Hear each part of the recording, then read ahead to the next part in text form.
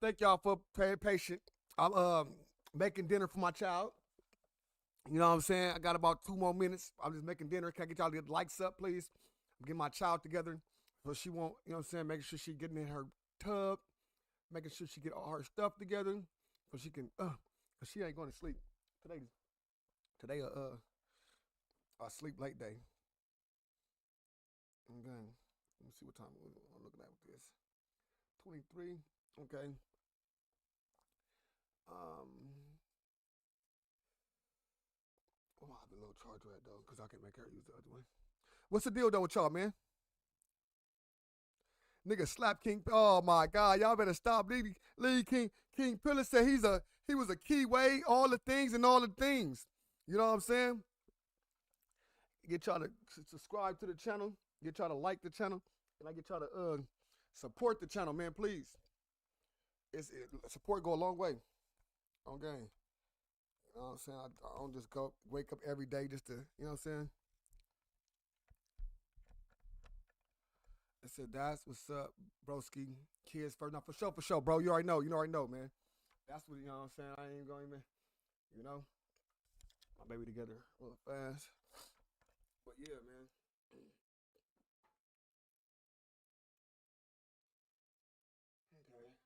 But yeah, man, we gonna better bag of things today, man. King Pill, man. Let's get into the content. Before no further ado, you know what I'm saying? I'm gonna just go ahead and get into the content and stuff like that. We're gonna hold on.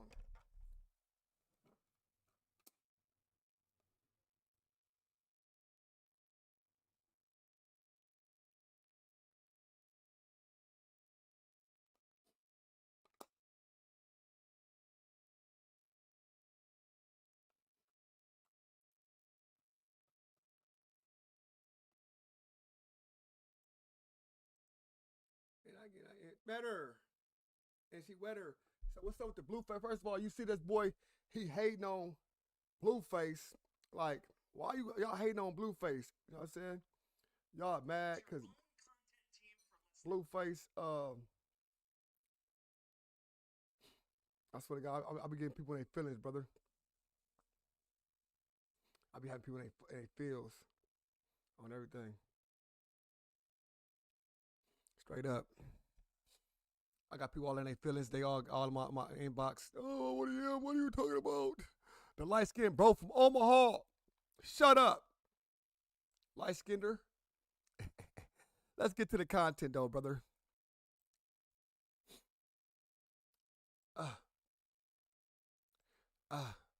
King Pellantan. F the middleman.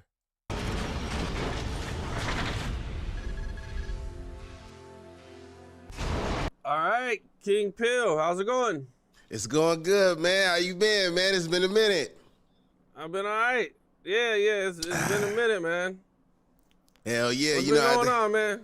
You know I had to come back in, tap in with you, man, see what's going on. You know what I'm saying? Let the West Coast know the best is back, ready to attack. You know what I'm saying? Yes, sir. We going crazy. King Pellantan is back again. Man, okay. I hear that.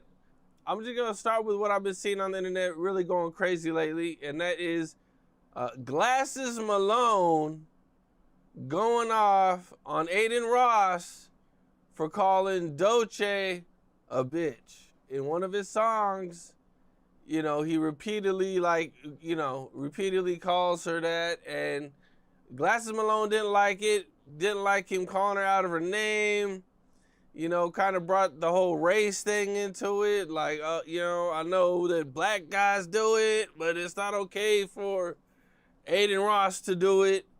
And he threatened to unify the Crips and get the Crips on him. Man, Glasses Malone fat ass ain't finna unify shit. He need to unify gym pass with his fat ass. You know what I'm saying? We the reason why Aiden Ross get to say what the fuck he wanna say. I said Aiden Ross can say whatever the fuck he wanna say. You wanna call her bitch a bitch? Then she a bitch. You know what I'm saying? We getting rich. Fuck a bitch. Glasses Malone ain't doing shit with his fat ass. Who is he? He don't even, I can't name one Glasses Malone song. You know what I'm saying? And that's just me keeping it real. from the West Coast and would have been all in the penitentiary. I don't know one Glasses Malone song, man. Yeah, he need to shut the up going at it with Aiden Ross, man. You know what I'm saying? For Aiden Ross telling me to come him over, and I go over there and up. Straight up. Man, hold on, bro. Hold on. Glasses God's hits, bro. Like, I know it's been a while since Glasses had his hits, but he had hits, bro. He had like the shit with Akon that was like huge as hell. I don't know. What's the name of it, Cam? It's called Certified. Oh shit, I don't never remember hearing that shit, man. Maybe I'm too young for that shit, but shit, He man. got hits with Lil Wayne. So he was signed to Lil Wayne, I want to say kind of during the Young Money era. Okay, yeah, I do remember him and shit. I remember he was like a fat ass dude coming out of Watts. You know what I'm saying? That's all I can remember. He was just a fat ass. And you a fat a dude coming out of nowhere. You don't know where you coming out of, brother. We don't know if you a Crip, blood, SA, Asian, Puerto Rican, Dominican, white boy, Haitian, Latin King disciples, vice lord Haitian.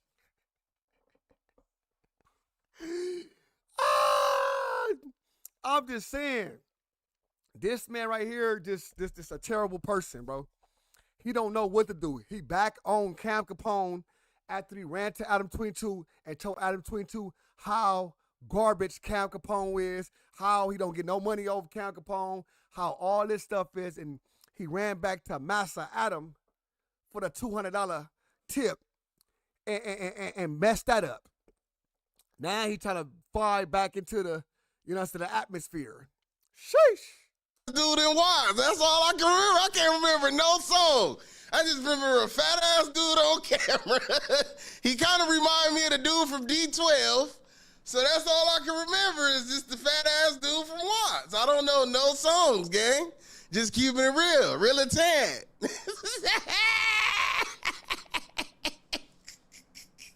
Hey, man. This nigga, he cracks himself up, y'all. He cracks himself up. He just cracked himself up. Ha ha. He got a red rose inside his face?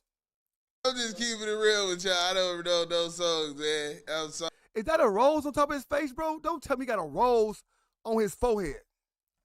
Brother, I thought that was like a heart or something on top of his. Is that a rose? What is that, y'all? Come on, tell me what that is. Sorry, gang. You got to keep that shit going. You don't have a problem with anything Aiden Ross said or did?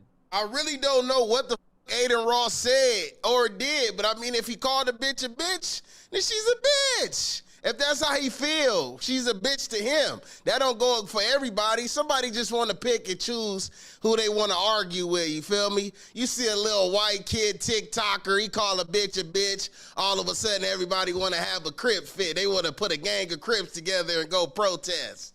Shut the f up, Glasses Malone. I'm just saying, man. So what happened was, I guess Dolce came at him in a song, and then they did a whole hit piece on him on Complex, and they put the whole thing out there, and then that's when he responded with the song with Tekashi 6ix9ine.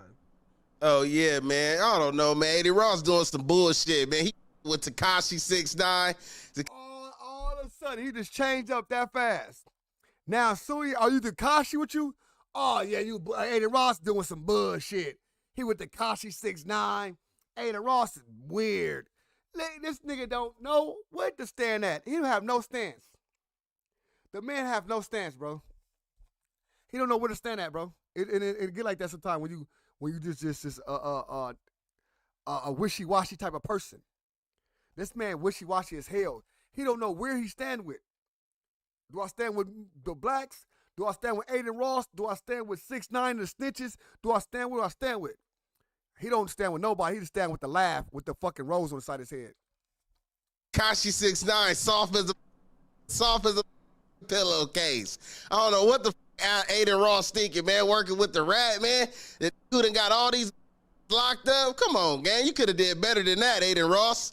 What the f he got going on, man? You see they finna have a fight. Him and Adam22 finna have a fight. Adam22 finna fight his girlfriend's secret lover.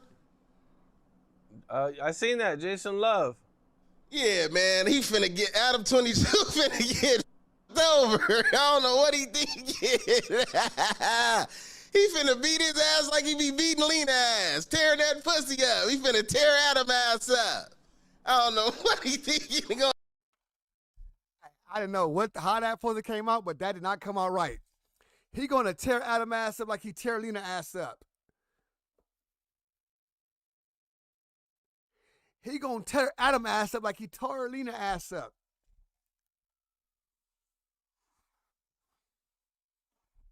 Wowzers. Wowzers. Fun in there with that man. Hey, I ain't gonna lie, man. I think they all one big happy family. I think they really behind the cameras and shit. I think they probably all be living together, each other. You know what I'm saying? Jason Love is a part of that household. You dig what I mean? That shit crazy as hell. You're predicting that Jason Love is gonna beat up Adam. Man, I think Jason Love finna f Adam22 up, man. You know what I'm saying? I ain't gonna lie though, man. Adam22 is kind of strong. You know, he used to ride them bikes and shit. He used to be a biker and shit, BMX. You know what I'm saying? So shit, but you never know, man. He might just get in there and get knocked out, man. You know what I mean? He tried to get in there with a long dick, man. He might get his ass whooped, man. He fighting a long dick, man.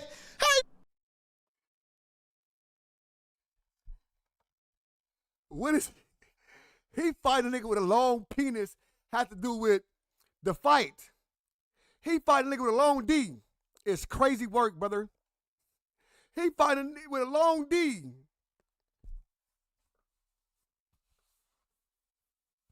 What do that have to do with the fight, bro? What do his private part got to do with the fight? That means he watches Jason Love long D a lot. They said he messed with transgenders and shit. It just makes sense.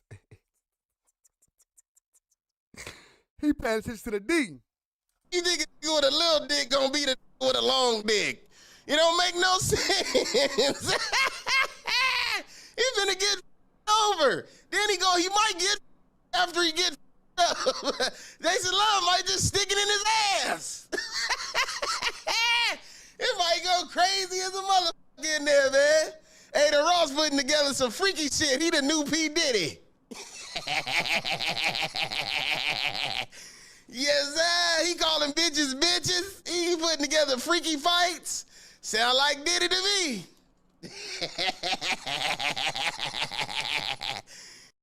Hey, but listen, what? Hey, listen. My grandpa had one of these little whiskeys, little shot things, right? I ain't seen a nigga have one of them in a long time, brother. That's on the hood. A real alcoholic had that, bro. That's for a real alky, cuz that got time to refill that thing and fill it back up.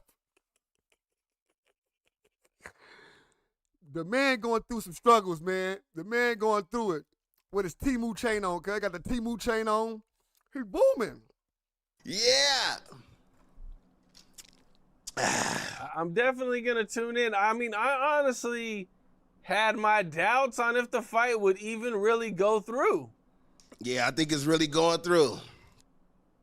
I was trying to find out how to get some tickets, man. I was going to fly into Miami and go see what the going on. Oh, okay. Yeah. I couldn't figure out how to get no tickets. I went to every link trying to figure it out. Couldn't figure it out, man. I was going to go up there and start a fight. You know what I mean? Go up there and trip and get knocked out by the security guards or something. Go viral. I'm going to do it. They better not let me in. I swear to God, what? Do you have a prediction of a round that someone might win? A knockout? Is it going to be a TKO? Is it going to go the full length? Well, okay, so look, man, I don't know, man. At the end of the day, I was thinking maybe Jason Love was going to beat Adam ass. But at the end of the day, Adam got a lot of shit to prove. You know what I mean? He been popping this shit, talking about all these black people around LA, all these hip hop bloggers and shit. Then this lady's been your wife. He's been putting long dick in his wife. So he has to go in there and really fight. He got to go in there He keep putting emphasis on the wrong long D word, huh? and try to go as hard as possible to show his wife, like, yeah, just because he can put a big meat in you don't mean that he can protect you. You know, Adam might really have something to prove, so I don't know if he gonna lose. It might be an even fight, you know what I mean? I don't know what's the advantages. I ain't really took a look. I kind of went over to the Jason Love dude page and seen what he had going on, and it looked like he might work out and get it in and shit, but shit, Adam22, man, who knows, man? I predict they gonna knock each other out. Two stupid little porn stars. They gonna swing at the same time and knock each other out. That's what I predict, man. But I don't know. I think Adam22 got a lot of shit to prove, man. So we gonna see, man. But I was kind of up about the shit. I'm like, this nigga Adam22, weird ass nigga, he be popping it about all these LA gang members. He be having a whole lot of shit to say, a lot of negativity. Oh, I want to set up a fade with this and this and that. But then he go fight a porn star instead of coming and fighting in the hood and showing the whole world that you as hard as a in the hood. You go fight a lover. You going to fight a lover, not a fighter. Jason Love is a lover, not a fighter. You know what I'm saying? Adam22 should have got up with me. That slapped his ass in the no jumper building. That's how I feel about the situation. Yeah, tell me I need to get my followers up. Shut your bitch ass up. You cuck. Cuck. You fucking cucker. You did make me think of something. It might be really hard to go home if he loses the fight, being that Jason Love piped his wife and then he loses a fight to the guy that piped his wife. It might be hard to go home that night. Yeah, I ain't gonna lie, man. They around and get a divorce after that, man. If he get down, it might just be all the way over with.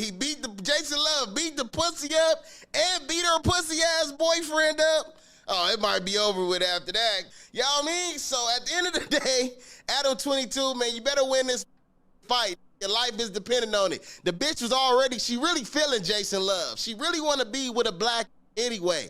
If you look at Jason Love, bitch, his bitch look real similar to Lena the Plug. She just got a longer face. It might be a, I don't know. I ain't never seen it. He know trannies for sure. He know trannies. That's one thing he know for sure is trannies. He done been with a couple of trannies. Inside of the panties. So wait, Jason Love has a chick? Yeah, like if you go to his page, he kind of like be with the same girl at all the time, you know what I mean? Like some like Latina looking girl. But the face is so long, I'm like, God damn, look like she put on the mask with Jim Carrey. Got one of them Scream. Her face look like the Scream mask. Scream 5. You dig what I'm saying? So I was just like, man, if you Jason Love, you got all these bitches you can have in the world. Why would you get the bitch with the long face? She might have a dick under her drawers. That's all I can think about. That's all I can think about. That's all I can think about. That's all I can think about is watching this female and thinking if she had a dick under them drawers. Sheesh. That came out his mouth, not mine. All he could think about is watching this woman and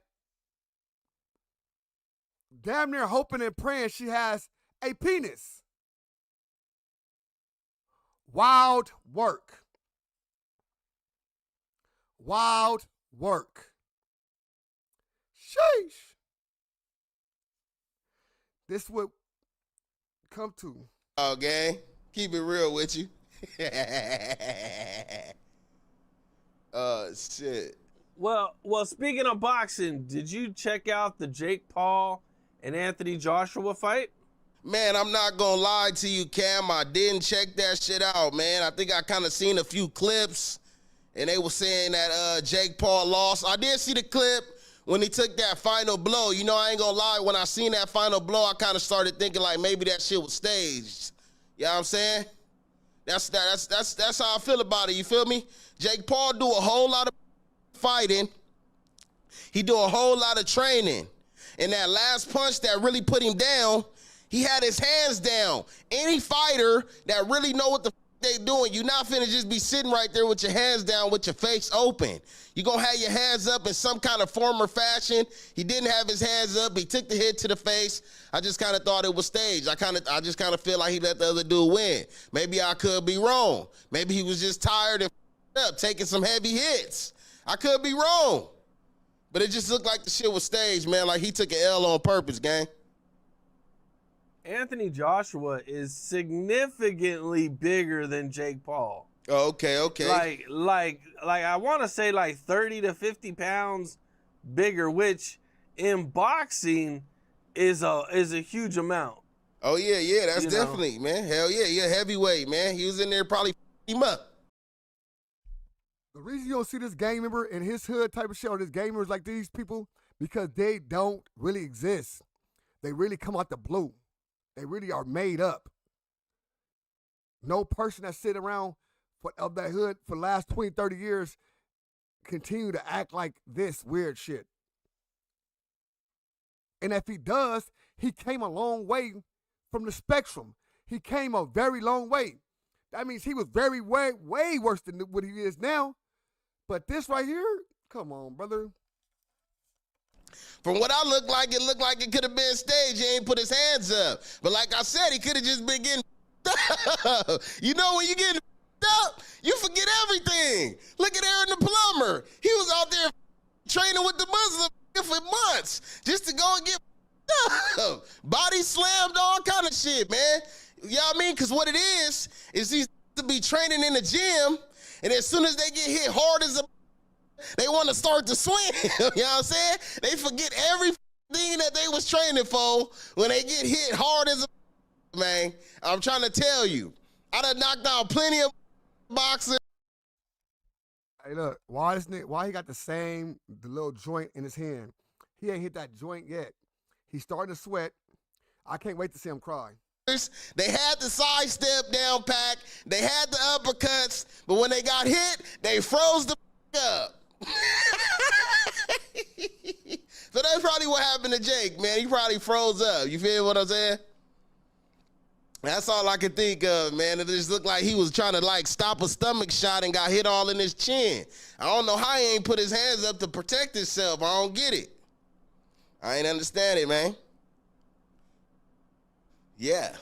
That was rough, man. I don't know, man. I mean, if it was fake. He said, yeah. He reminded me of Austin Powers when he said that, yeah. Yeah, baby, yeah. Yeah. Cause sound like Austin Powers said, yeah. Fake, that was some pretty good faking. Right. I mean, they say he broke his jaw.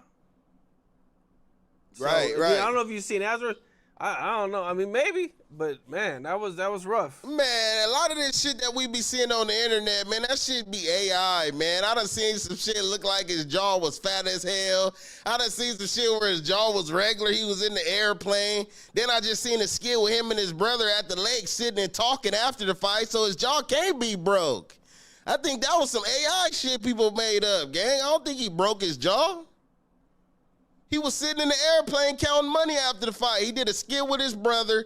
I don't think so, man. I think that's some AI shit, man. We getting to this point in time where we don't really be knowing what the f going on. Half the internet see some AI shit. Half the internet see the real shit that happened to the damn, you know what I mean? Shit getting crucial, man. Sometimes that shit be scaring the f out of me. All them AI videos are falling off the cliffs and shit. That shit be having me scared as falling. Them AI clips be looking real as a man, scaring the shit out of. Gotta be careful out here these days, man. No cap. Yeah, them high videos are pretty wild, man. Now 50 Cent just announced that he is finally dropping his BMF documentary where he's gonna be exposing Big Meech for being a snitch. So if you don't know the backstory, there was a chick who owned his life rights that he was friends with the whole time he was in prison, and supposedly they were doing a third-party cooperation where she was going out, basically, I'm just going to summarize everything, finding the crimes, reporting the crimes to try to get him less time. Basically, it didn't work out, so he didn't get the time off. And when he got out of jail, I guess he just dumped her or said he didn't want to work with her no more, so she turned on him, and she helped 50 Cent create this documentary, exposing everything that he did.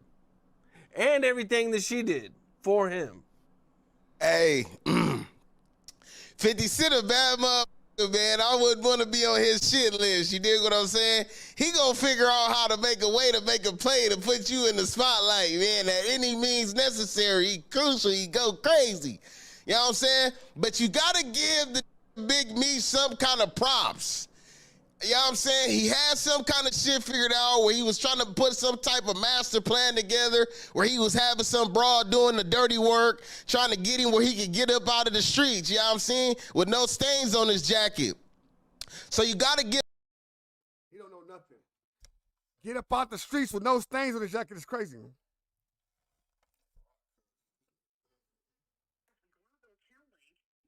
The man some type of credit. You got a lot of people sitting behind these walls. All they doing is going to the law library, sitting up complaining to their celly, not doing what's necessary. You know what I mean? They not staying ready. Big Meech is on the phone. He got the bitch. Hey man, you better go find out who's selling cocaine and who over there is selling bitches. Who got, you know what I mean?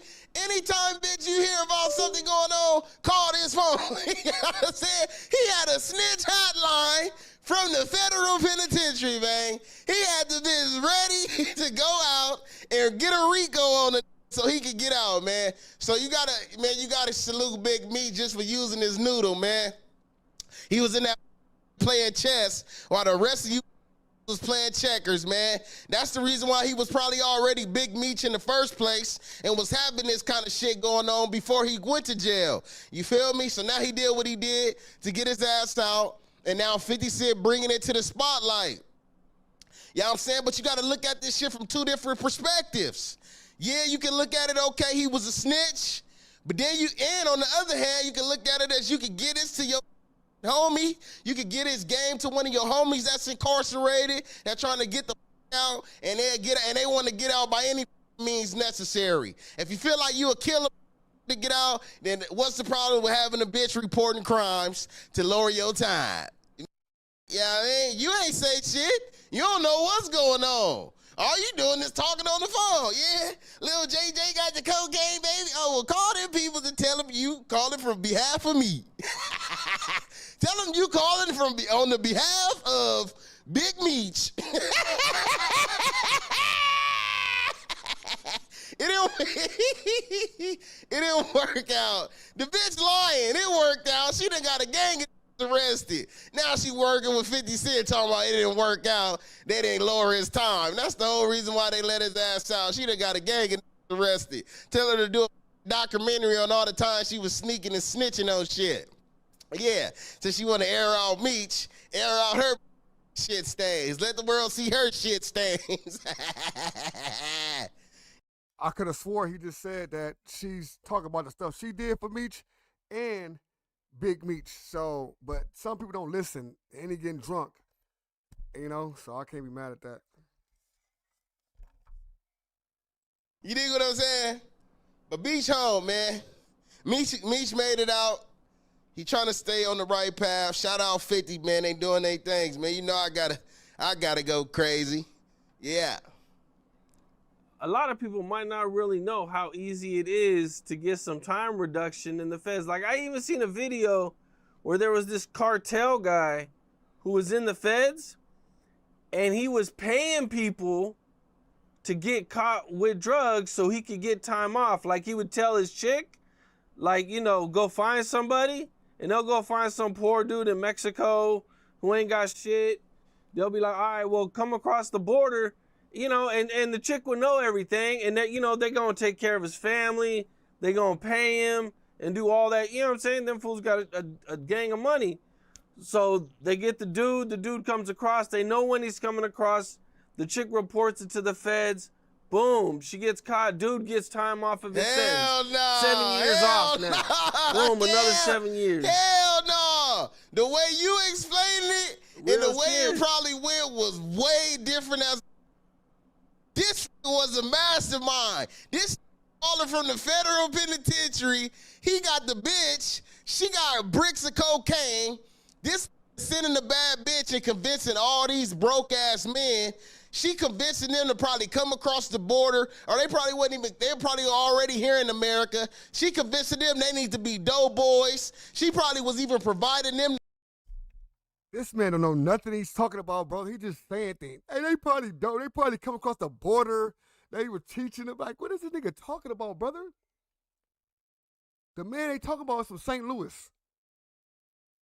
So if you don't know the whole, that's why I be telling you, these people just jump in this game and just be talking.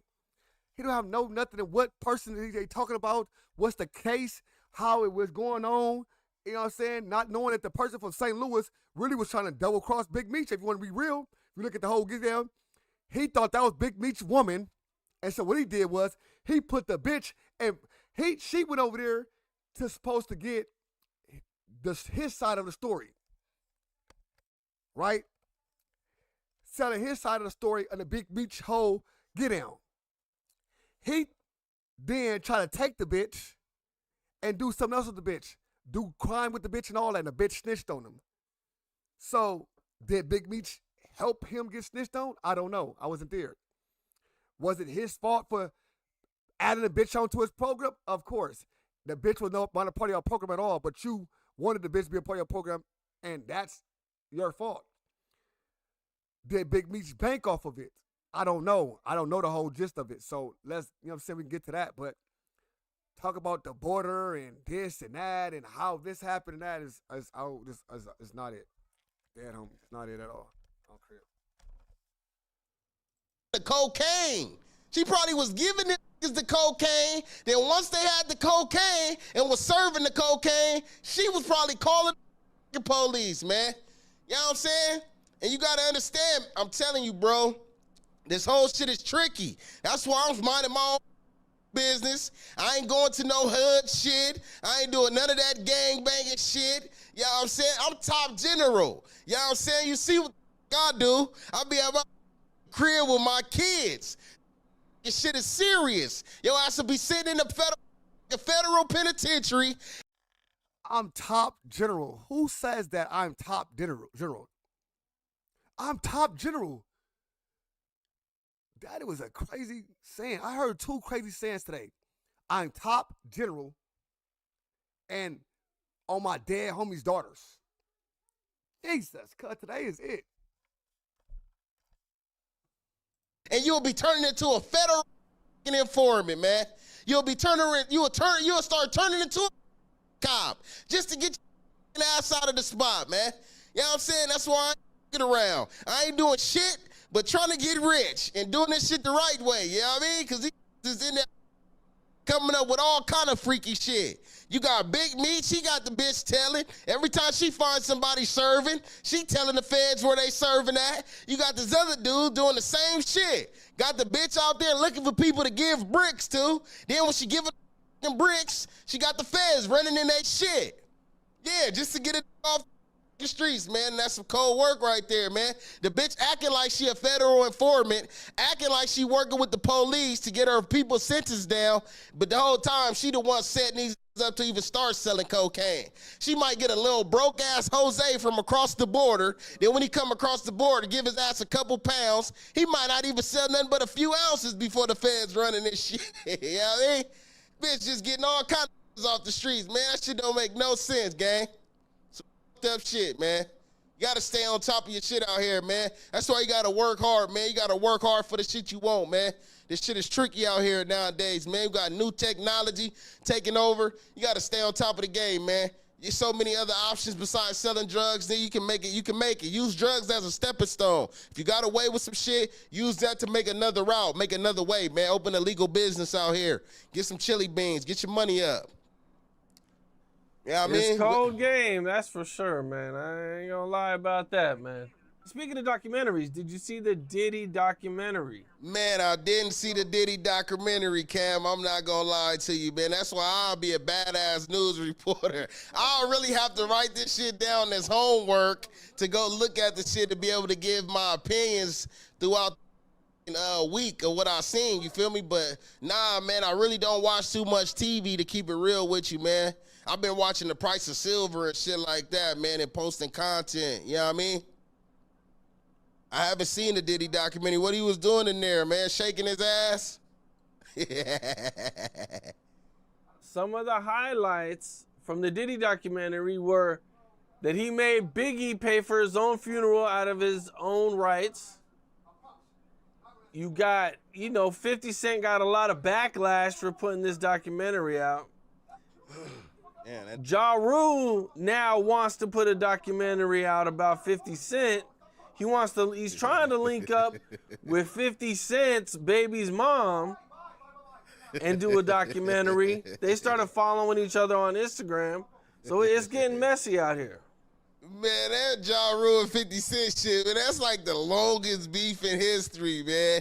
I don't know what the fuck they got going on, man. They need to hurry up and link up and do what the fuck they need to do, man. Somebody need to die by now. They taking a long ass time. 50 Cent, I thought 50 Cent was one of them top guys, you feel me? But this nigga Ja Rule's still alive, so it's just all trolling, obviously, you feel me? 50 Cent is a professional troller. He not trying to really get nobody over, you know what I'm saying? Because he's been beefing for at least, shit, I remember I was probably like 15 when he started beefing, so it's probably been a good 20 years, you know what I'm saying? He's still been beefing, you feel me? But as far as Ja Rule getting that tape, that shit gonna be funny as fuck. I would be interested, man, because I would want to see where 50 Cent and his son went wrong. Like, what happened for him to stop with his son? You know what I'm saying? That always bothered me about 50 Cent. How he always kind of like left his son that looked like him, kind of like abandoned him, you know what I mean? 'Cause for the shits that he probably said and did as a child, being mind manipulated by his mom. You feel me? So I always kind of look at 50 Cent a little bit different, how he turned his back on his son. But I done turned my back on my grandma before, man. I done turned my back on my mama before. Nigga, I done said, fuck my mama. You know what I'm saying? So I know exactly how a nigga feel. You know what I'm saying? When you feel like somebody taking advantage of you, taking your kindness for weakness, yeah, well, fuck you, nigga. Get it on your own, bitch. See if you can do it like I did it. You look like me. Use it to your advantage, you little bastard. I could have been left your mama fat ass. Hey, what was the first question though, man? You said something about 50 Cent and somebody else. Oh yeah, so that P Diddy a foul. You made Biggie pay for his own funeral.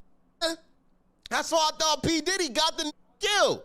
I always felt like P Diddy got Biggie Smalls killed. You feel me? I felt like it was all like a part of a story. After Tupac got killed, I just always felt like Diddy had something to do with that shit. So that way, because it was a lot of shit that a lot of people were saying that Diddy was, Biggie was planning on leaving Bad Boys and starting his own shit up. Just like they were saying that about Tupac and Suge Knight. You know what I'm saying? And Diddy convinced Biggie to go back to Cali. He pumped his head up. Oh yeah, then you go back to Cali now. If they accept you in Cali after Pac died, you go out there, you turn up, you come back, you gonna be the man. You gonna be the man. You know what I mean? So I'm thinking like, I think Puff Daddy set Biggie up for that. Oh, you think you gonna leave, Bad Boy? Nah, I'm gonna make money off your name forever. While you not even here. Kill you, get you out the way, make money off your name forever. That's why I stop with people. That's why I stop answering the phone. All this AI shit going on, you know what I'm saying? Get your ass killed, get your ass knocked off for a little bit of change and still be making money off your name, man. You know what I'm saying? Yeah, you know what the fuck he talking about. Crazy as they have all kinds of shirts with your face on it, all kind of shit on it. You know what I mean? Hell no. You know what I'm saying? I feel like Puffy had something to do with that shit, man. Had to make the song I'm going back to back to Cali, giving all niggas a heads up. I'm going, here I come. Look, boom, got your head bust, playing around in Cali. Yeah, why y'all think I ain't always in the Cali street? I've been evolved from that shit. I've been grew out of them California streets. I've been going through that shit my whole life. I've been decided I wanted to boss up and get some money and live lovely. You know what I'm saying? With the wrong people, have going backwards. You know what I'm saying? Going backwards in the wrong direction. When I'm trying to go up, I'm trying to go through the roof. You know what I'm saying? Like a satellite with a Bluetooth. You dig what I mean? Yes, sir. I just never understood why none of them had bulletproof cars. Like, Man. that shit just don't make no sense. The Biggie ain't have no bulletproof car. That's what I'm saying, man. A lot of times you just don't be going with their first mind. They going off these freaky ass managers who already having money. They be already having bisexual threesomes. You know what I'm saying? You just going off what they tell you to do. Do what you want to do. Do what's right. All these ass rappers, all these little pussy ass rappers. That's why I ain't no rapper. Yeah, I know how to rap. I rap better than you, but I'm a trapper. You dig what I'm saying? I am a rapper. They stupid as talking about they having all these monies, and look how they go out. They going out sad. They going out bad. Ain't having no bulletproof shit. You know what I'm saying? And then when they is bulletproof, everybody know they bulletproof. Everybody ain't supposed to know you bulletproof pussy. These don't know how to move because they ain't really from the streets. These ain't never really had to lace up their cleats in the field. They don't know how real it can get. I grew up around the Crips. Yeah, I grew up around the Crips. I used to be a Crip. Yeah, my daddy a... Let's get it, cuz. Let's get it. This one's waiting on, bro. First, my bad, y'all. I'm really going through a lot of it right now because my baby mama, she's in prison, and she feel like she can call my daughter and cause a lot of conflict in my household. So I'm sorry for keep walking off and all that on y'all, but it's a lot going on right now, bro. She in here doing the most, bro. My daughter is going through a lot of stuff physically and emotionally. You know what I'm saying? Just having her mama gone. Her mama called and put nothing but poison in my daughter's hair, my ear. My bad, y'all. It's just getting very frustrated. Then my stepdaughter, which is her other child, is in the hospital. So now I gotta make sure I'm doing everything at once. You know what I'm saying? So, man, and I'm gonna just keep it real, though. I'm gonna keep it clean, bro. Cause this shit get me hot, cuz. It get me hot, bro. It get me hot. All right, listen. All right. First of all, let's keep this real. King Peel had a story about his grandpa being from Ludus Park and him being this Ludus Park person and all this. This shit got me mad, cuz. I ain't gonna lie to y'all, cuz. I'm gonna let this play a little bit more, cuz. Crip general. Yeah, I grew up around Crip to wear bulletproof vests and shoes in their neck. Yeah. I ain't gonna lie to you, Cam. When I was about 11 or 12 years old, I used to be a Crip. Before I was a big Paru blood general, I was a Crip. I was a Crip. Like Crip Mac. Fight Crip. I was in general in L.A. You ain't no general. You couldn't be a Crip in L.A., bro, if you never been in L.A. like that, bro. You're from the Valley. You're from IE. Let's keep it real, bro. You're from the IE, bro. He's a general Crip. It's hard to be a general, bro. A general comes with years of cripping. A general come with years of cripping, cuz, or years of doing a certain type of thing, bro. And then to the point where you got enough clout and enough shit behind you that you run the set. You got niggas following you. I can't see nobody like King Peel running no set. Now he's saying he's a big Paru Crip. I'm big Paru. How you gonna be from a Crip general, which will take 20 years to get to the general status as a Crip? Stop that and then turn to Paru general. And you ain't even under 20, you under like 30 years old, 40 years old. You should be about 60 if you was a Crip and a blood general. That's like 60 years. It takes a long time to be a general, bro. General don't come with being in the hood. General come with 15, 20 years of terribleness on Crip. You know what I'm saying? Coming under that shit. Understanding the right way to lead your troops. General, this shit don't come with no, just because, oh, I'm a shooter, I'm a general. No, that don't come like that. Come on, brother. Hey, a lot of to tell you this. Nobody ever brung this up because I'm such a general from California. Was never brung this to nobody attention. But when I was around 10 to 12 years old, I used to be a Crip. I used to run away from San Bernardino. Bro, they said you was from a San Bernardino clique, bro. Straight up. They say you were from a San Bernardino clique, brother. Straight up. Let's keep it real. You from a San Bernardino clique, Ramona Block or something. Ramona Block Crip. Don't try to make it seem like you came to L.A. and was cripping in L.A. No, you was Ramona Block Crip. Ramona Blocks. Hustlers. That's what it was. Ramona Block Hustlers. Straight up, there's Ramona Block Hustlers. Now, he is funny. He's laughing all day long. He's funny as hell. That's all he is funny. Because he's a liar. He's a liar. He makes shit up, and he just laughs at himself all day. So that's funny as hell. Get all the way to L.A. I used to be in the trenches of L.A. A lot of in L.A. know me. Ask his blood, they'll tell you. On Bloods, they'll tell you he used to be a Crip when he was a kid. Ask that C-Rag from 84 Main Street. Ask the rapper Airplane James from East Coast Crip. Ask these in L.A. I used to run the whole block. I used to run the whole block. I was a little Crip general. You feel me? But at the same time, my best friend. He said he 11 and 12 years old. He a Crip general. I'm 11 and 12 years old, but I'm a Crip general. Then what he say? His story was, I was banging Pyru, but never got put on until I went to prison. So he was a Crip, banging Crip, went to prison, got put on Pyru. How do that sound, cuz? How do that make sense? How do that make sense? How do that make sense?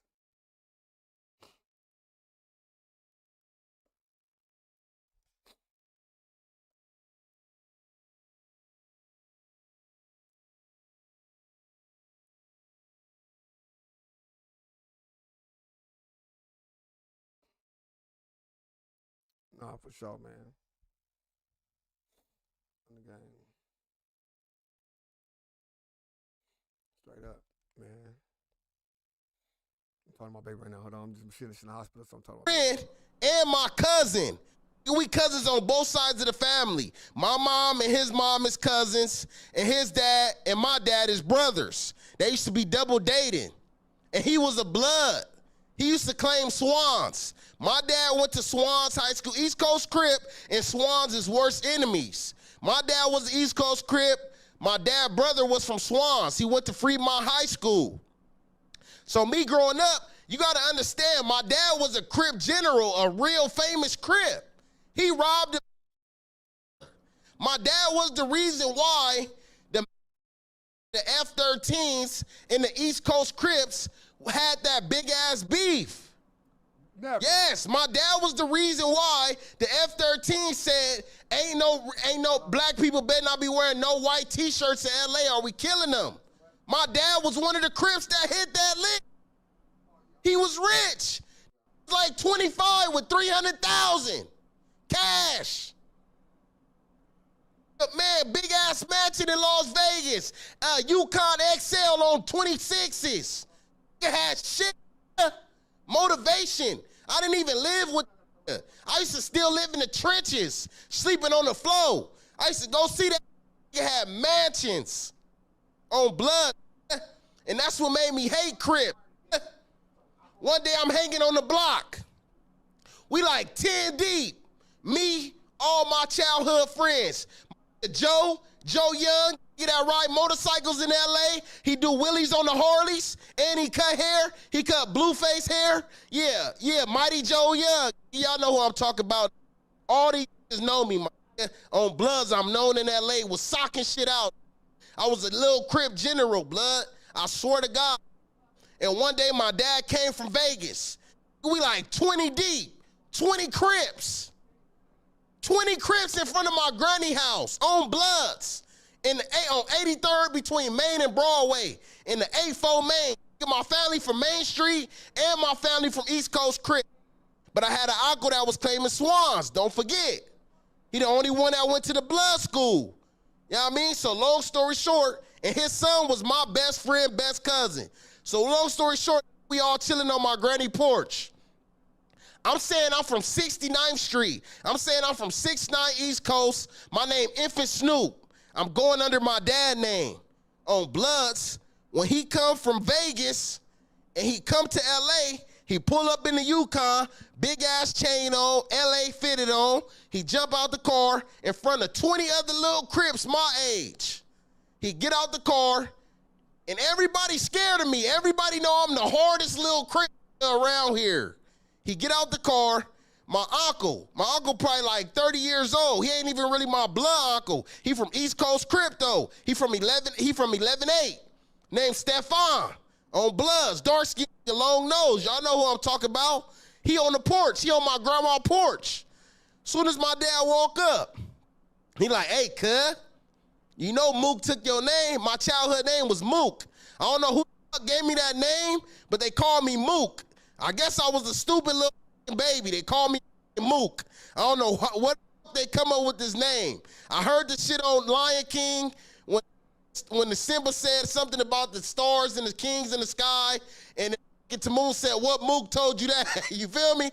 But long story short, my uncle Stefan tell my dad, hey, you know Mook claiming Infant Snoop, you know he claiming your name? He like, hell no, cuz he ain't hard enough. Say that in front of all the kids right there, all the kids that listen to me. If I say we finna go shoot some shit, if I say we finna go rob the store, whatever I say, and he say that in front of everybody. And I'm like, what? You feel me? And that right there is what turned me off to like really hating Crips, you feel me? You know what I'm saying? But you gotta understand, this is how I grew up. I grew up on 83rd my whole life. I grew up on 83rd between Main and Broadway my whole life. So a lot of my family members is Crips. That's just how it was, you feel me? My first time holding a pistol, a Crip, my Uncle Lala from 76 East Coast, put the pistol in my hand when I was 8 years old. You feel me? So I kind of like been around Crips my whole life, except for my best friend, after my dad kind of like disowned me in front of all the people. You gotta understand, me and my dad really never had no relationship, you feel me? The only reason why I was claiming Crip and trying to be under his name is because I wanted him to like recognize me, you feel me? Like he was always so busy, bro. You gotta understand, when I'm 7 years old, my dad gets shot on the corner. My dad gets shot on the corner. He gets shot down on the corner. He get out the hospital. He walking on crutches. I'm 7 years old. I'm like, Dad, what happened to you, Dad? He like, the bitch ass shot me. But it's all good. I'm going to get him back. This is the kind of shit I grew up with as a kid in Los Angeles, seeing this kind of shit, bro. My dad having low riders. He just robbed he got shot on the corner. He never really got time for me. Got another bro. He got another kid. He back and forth to Vegas. He kind of like a rich hood superstar. So it's just like, man, I wanted to try to get his attention. And I was trying to get his attention by banging the same gang, banging the same name. You feel me? So once he did that in front of everybody, that just kind of like solidified my standpoint with him. Like, you know what? Fuck him. Like, he ain't there for me. He ain't never around for it. Now he just dissed me in front of all my friends. You know what I'm saying? Say I ain't hard enough to bang the name. All kind of different shit. You feel me? So at that point in time, I started hanging out with my cousin more. Instead of hanging out at South Central, I'd go to Paramount, and we'd be catching the bus to Bompton. You feel me? But at this time, I'm only 12 years old, so I'm still a kid. I say I'm claiming East Coast Crip, and we on the block, we smoking little stress bags of weed, running from the police cars. We not really doing nothing. I'm not going out killing people. I don't really know as far as who they beefing with. I'm not knowing you supposed to go kill this group of people. I'm not knowing all that. I'm 10 to 12 years old, trying to have my dad recognizing me, thinking if I go fight all these people in LA and say this my name, my dad will recognize me. You feel me? And he ain't recognize me, gang. You feel me? Still shine me off. Like, nah, you ain't hard enough for that. You know what I mean? And as I got older and I turned into a blood, you feel me? And I be in the blood and I go to the penitentiary and I get out the penitentiary and he asks me like, yo, why did you turn blood and all that? I'm like, remember that time we was sitting down and you said that in front of all the people that had all the kids laughing at me? He like, man, I ain't gonna lie, man. I just want better for you. I didn't want you to take the same route that I took. You know what I mean? I didn't want you out here banging the same gang as me. Ooh, ooh. You know what I'm saying? And when I look back on it, I'm like, man, that probably was the best thing that ever happened for me. You feel me? Because a lot of time a man's sins fall upon his son. And my dad has never been to prison. He done had all this money. He done had a real strong name in his hood, not getting no DPs. He a known shooter. His name Tiny Snoop from 69th Street. You feel me? He a known. So at the end of the day, man, I was kind of like, my dad was in and out of my life, so I was kind of like, you know, just looking up to a famous Crip, hood famous. You feel me?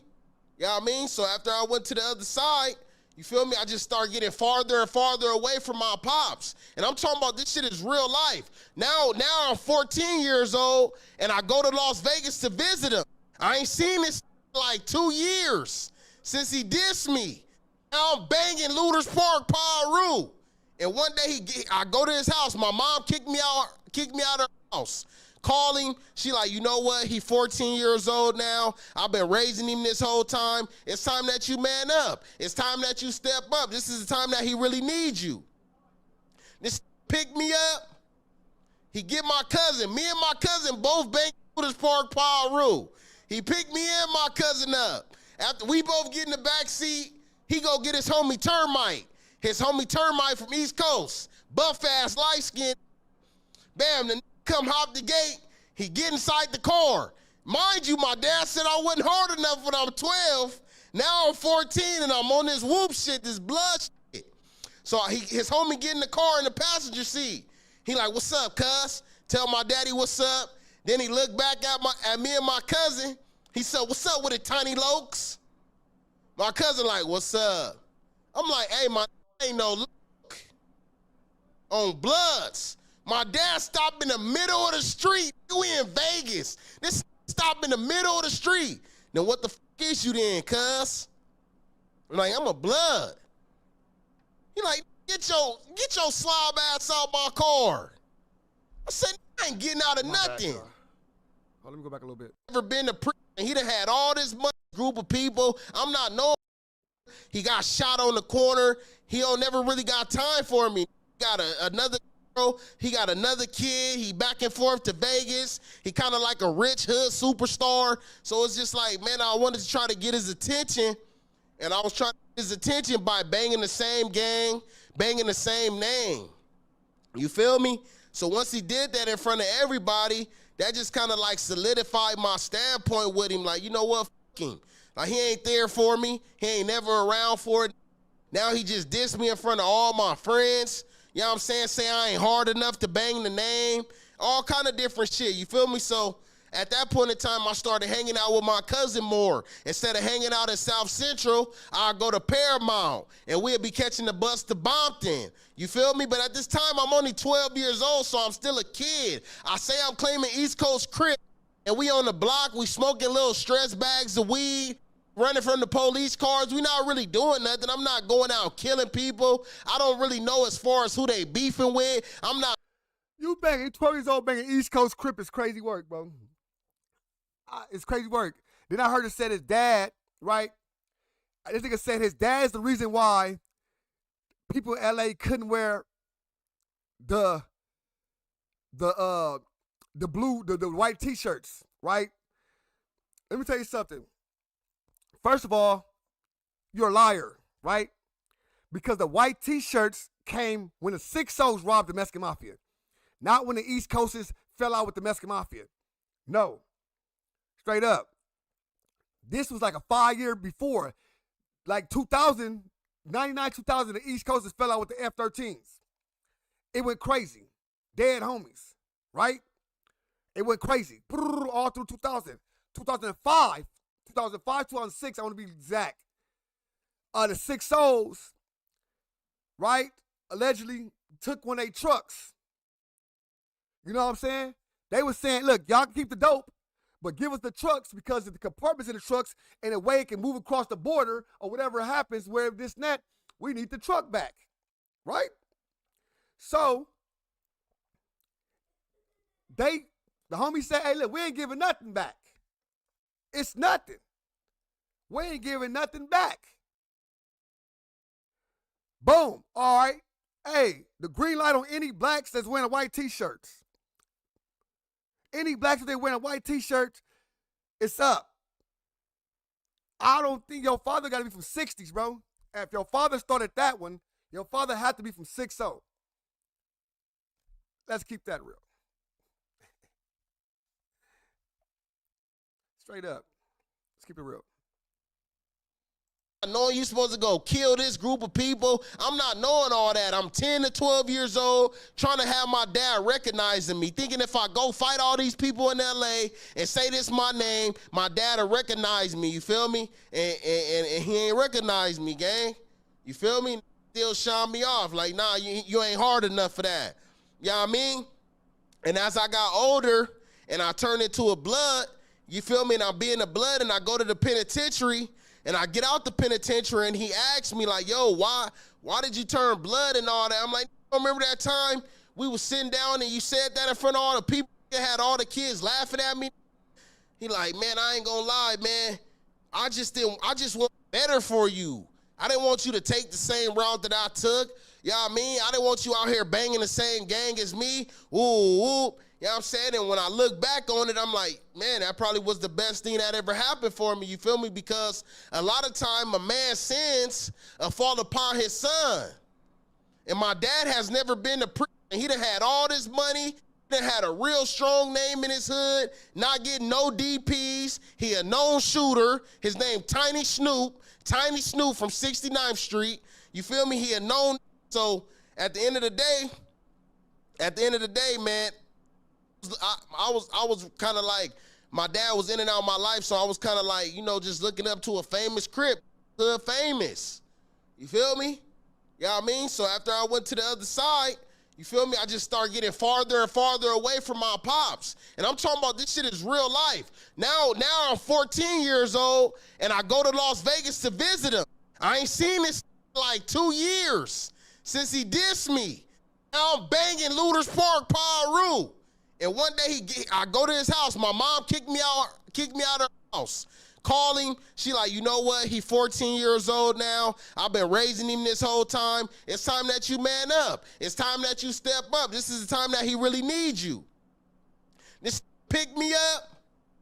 He get my cousin. Me and my cousin both banged Looters Park, Paru.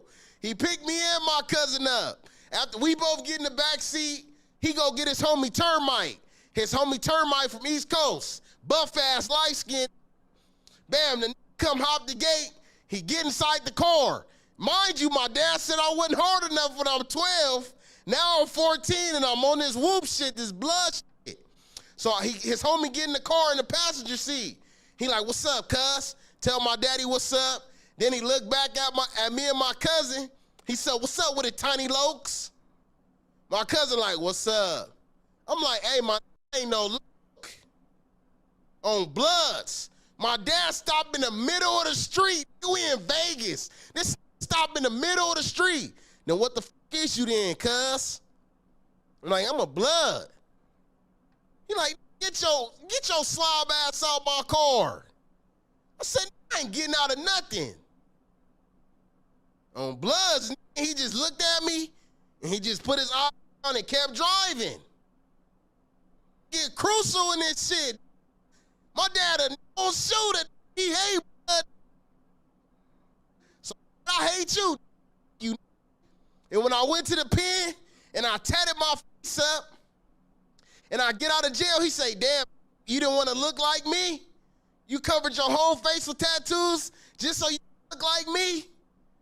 Like, yeah, I don't want to look like you. I don't want to be nothing like you. I really want to be here for my kids.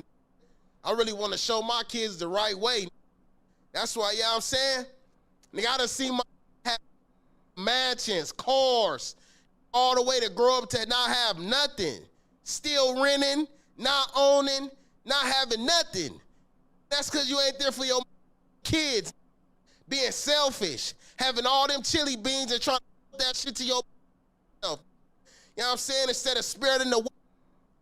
I remember I used to be out with nothing, sleeping on the pallet. Mama at work, I'm drinking vodka. I'm drinking her vodka for dinner on Bloods. And you living in a mansion. Come on, blood. That's why I gotta be successful. I gotta show my family. I'm better than everybody. It's me, bitch. Black sheep. Famous one. I'm the one that's get rich, you bitch. You did, man, but that's just some shit. I gotta keep it real. You know, over these years, was a blood general. You know what I'm saying? Can't do the shit that I do. Can't hang out with 400 bloods. 400 bloods in South Central. Had the brims at they park. Then we went to Pomona, had a gang of bloods in Pomona. Yeah, a lot of niggas gonna be mad. Said he used to be a Crip when he was a kid, trying to be like his dad. The only thing that he ever wanted to love him. And once he realized he didn't get no love, went and got love with his relative. His relative that was claiming looters, and my grandpa was already from looters. So it is what it is. A lot of was Crips and turned bloods, or bloods that turned Crips, bloods turned S, all kind of shit going on in LA. Give a what you gotta say. It is what it is, and it is what it ain't. I spend it in the bank. You dig what I'm saying? I just gotta keep it real on this, man. I gotta let my truth out. You know what I'm saying? You know what I mean? So I always kind of like had a hatred for Crips. I hated my dad. My mom had a boyfriend that was a Crip. He was from Harlem 30 Crip. His name was Dirty Bird. And he used to really abuse my mama as a kid. He used to beat the out my mama. I remember one time I went to school. In the school, I got in trouble at the school. I'm talking about this whooped my ass so bad. Why you keep doing this? Like he pointing fingers and shit.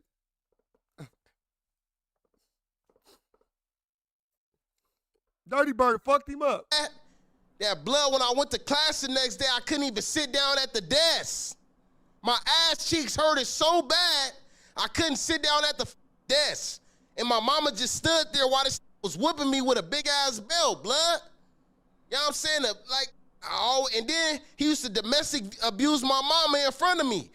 It was times this nigga be drunk as and he'd be in a Jeep Cherokee, sliding down back streets. I swear to God, he used to be doing 100 miles per hour driving down alleys. 100 miles per hour with me in the back. I'm in the back seat screaming. He drunk. Bitch, I'll kill you. I'll kill you and him. We all die, bitch. Like a crazy ass penitentiary buff ass. On Bloods, I always hated Crips, man. A Crip took my phone. Took my phone when I'm 14 years old, and I'm trying to find myself. I had a little ass chirp phone. I had a blue chirp phone with a. I was trying to find myself. It's crazy work, huh? Crip took my phone when I was trying to find myself. Damn, Crips. Y'all just destroying this nigga, Crips. A Mickey Mouse on it. This took my fucking Mickey Mouse phone, man. A grown ass Crip man, bro. Like, I had so many encounters, and that just kind of just made me turn into the man that I am today, you feel me? Or that I was in the past, where I really didn't get along with no Crips, had no Crip friends. I'll go around the Crip just to get around him, just to see how he act, and if he act like he the hard alive, I'm gonna fuck him over. You know what I'm saying? So I don't know, man. I got a lot of trauma and shit built up, man. You know, growing up in California, man, a lot. Cam asked a question in 30 minutes, cuz. This nigga going crazy. Last 15 minutes, Cubman is going nuts. He ain't said nothing. Cam ain't said, hey, what happened? He just going. The Loke put BTA on that nigga, man. Hey, King Peel, the Lokes put BTA on your ass, man. Shout out to the Lokes, man, for putting BTA on this nigga, man. He deserved every bit of it. Gonna hate me because I'm on here telling the truth. You know what I'm saying? But we going viral. Nigga, I'm on Cam Capone. I gotta let my truth out. The streets is over with, man. All these is rats. You know what I'm saying? All these is rats. All the hottest rappers in the game is rats. You know what I'm saying? I'm not trying to impress shit. I'm not trying to impress shit but a bad bitch when she see this long dick. I'm not trying to do nothing but impress a bad with this dick. Hanging out with other, that make me think you like booty cheeks, man. I'm not with that freaky shit. I go hang out with the homies, then I take my ass back to my family. I hang out with a bad bitch, my baby mama, and she might bring another bitch. That starts some drama. Let's up some commas. That's what I'm into. Damn, could Cam get a question? This nigga trying to low-key rap, cuz, on the hood the whole time. He low-key trying to rap and get his rap on, cuz, on the hood. Yeah, I was scared as when I was out there with all them blood. I was scared as Cam. I'm like, man, I hope I don't gotta kill one of these. You know, all these hating on the man. I ain't gonna say everybody that's me hating on me, but you had a whole lot hating on me, man. You know, I was. Hold on, before we move off that real quick. Hold on. But before we move on, because you just said a lot, nigga. Before we move on, hold on. I got a couple of shit before you even go off. Hold on, relax. At what point did you actually start being more cool with Crips? And is there anything that made you kind of change your perspective on Crips? Okay, so look, man, I always had this thing where, like, if you was a kind of Crip dude that showed respect, then I could show you respect. But I never just like, I never really. He always had this thing, though, but he just told you a thing that he had before this, that where he was doing all type of Mickey shit. But now he always had a thing that if he was respectful Crip, and you for San Bernardino, I'll fuck with you because I'm for San Bernardino.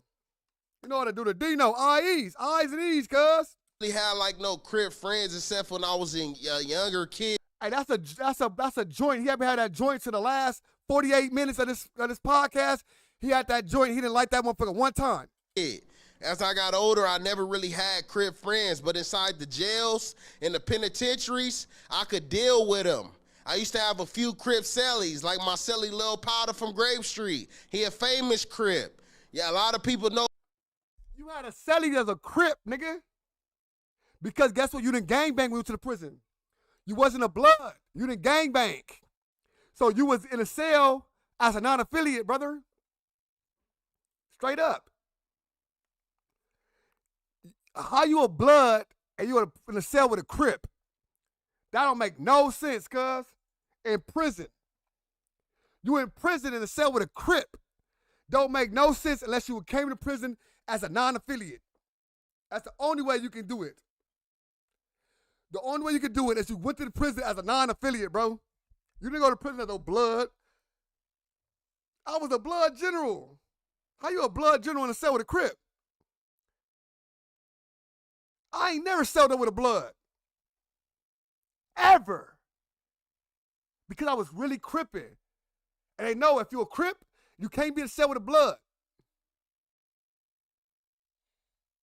But bro, talking about his life story, 14, 13, 16, all this Cripping and blood and all this, but he in a cell with a Crip and reception. It's not happening, cuz. I love my niggas. I fuck with everybody. But for my safety, it's not happening. Straight up. Who he is. When he was my celly, he was cool. Everything was boom. But with me, but you being my celly, if you a Crip, bro, I'm waiting on you to do any little thing for me to f you over. You know what I'm saying? But now as I'm getting older and I'm maturing through this metaverse street. That shit sound crazy as fuck, bro. That if I have a Crip celly, I'm a blood, I'm trying to fuck. Oh my goodness, bro. Now, don't get me wrong. If you in high desert, if you in certain points, right, certain places, bro, on the dead homies, let's keep it real. You gonna be celled up with other Crips.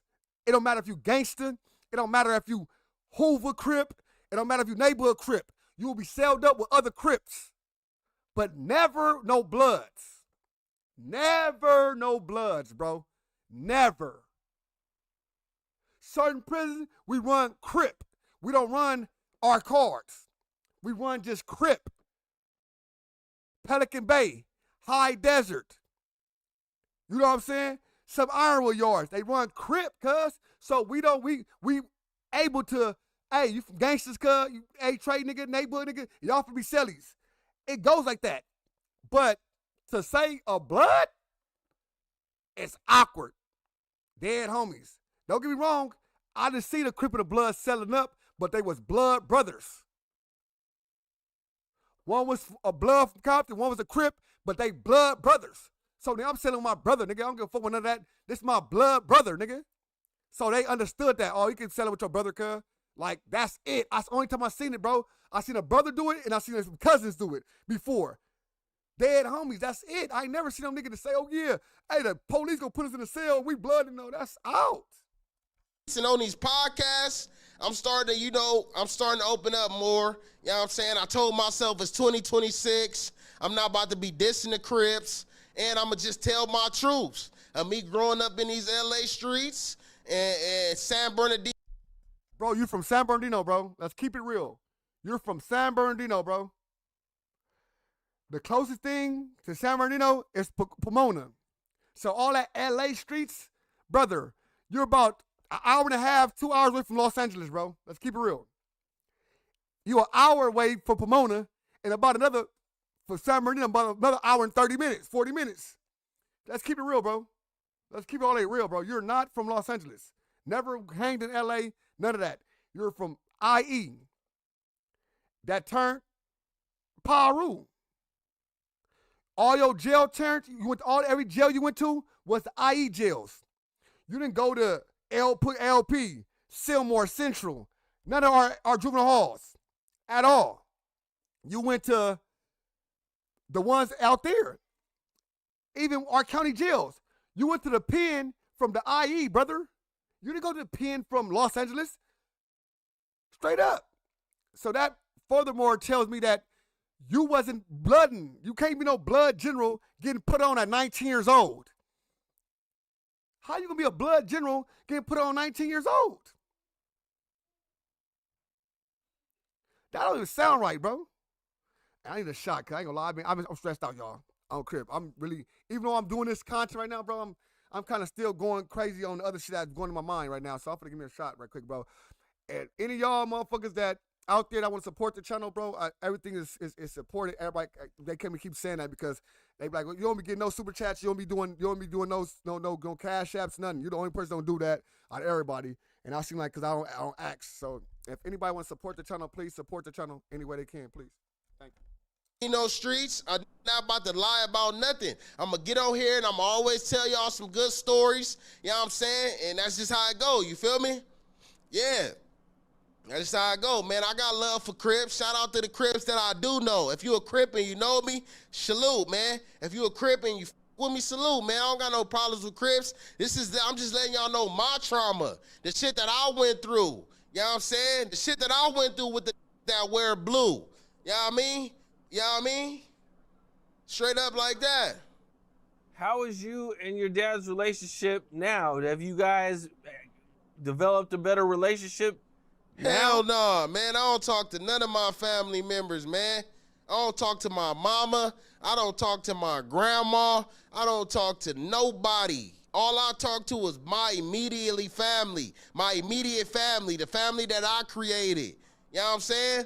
I tried all that shit. I tried with my mom. You gotta understand, my parents had me at a very young age, Cam. My mom got pregnant with me when she was 15 years old. My dad was 15 as well. They turned 16 and they had me. I f***ed up their whole life. My mom had to go to work early. Her whole body got up. Her whole stomach turned into fat stretch marks everywhere.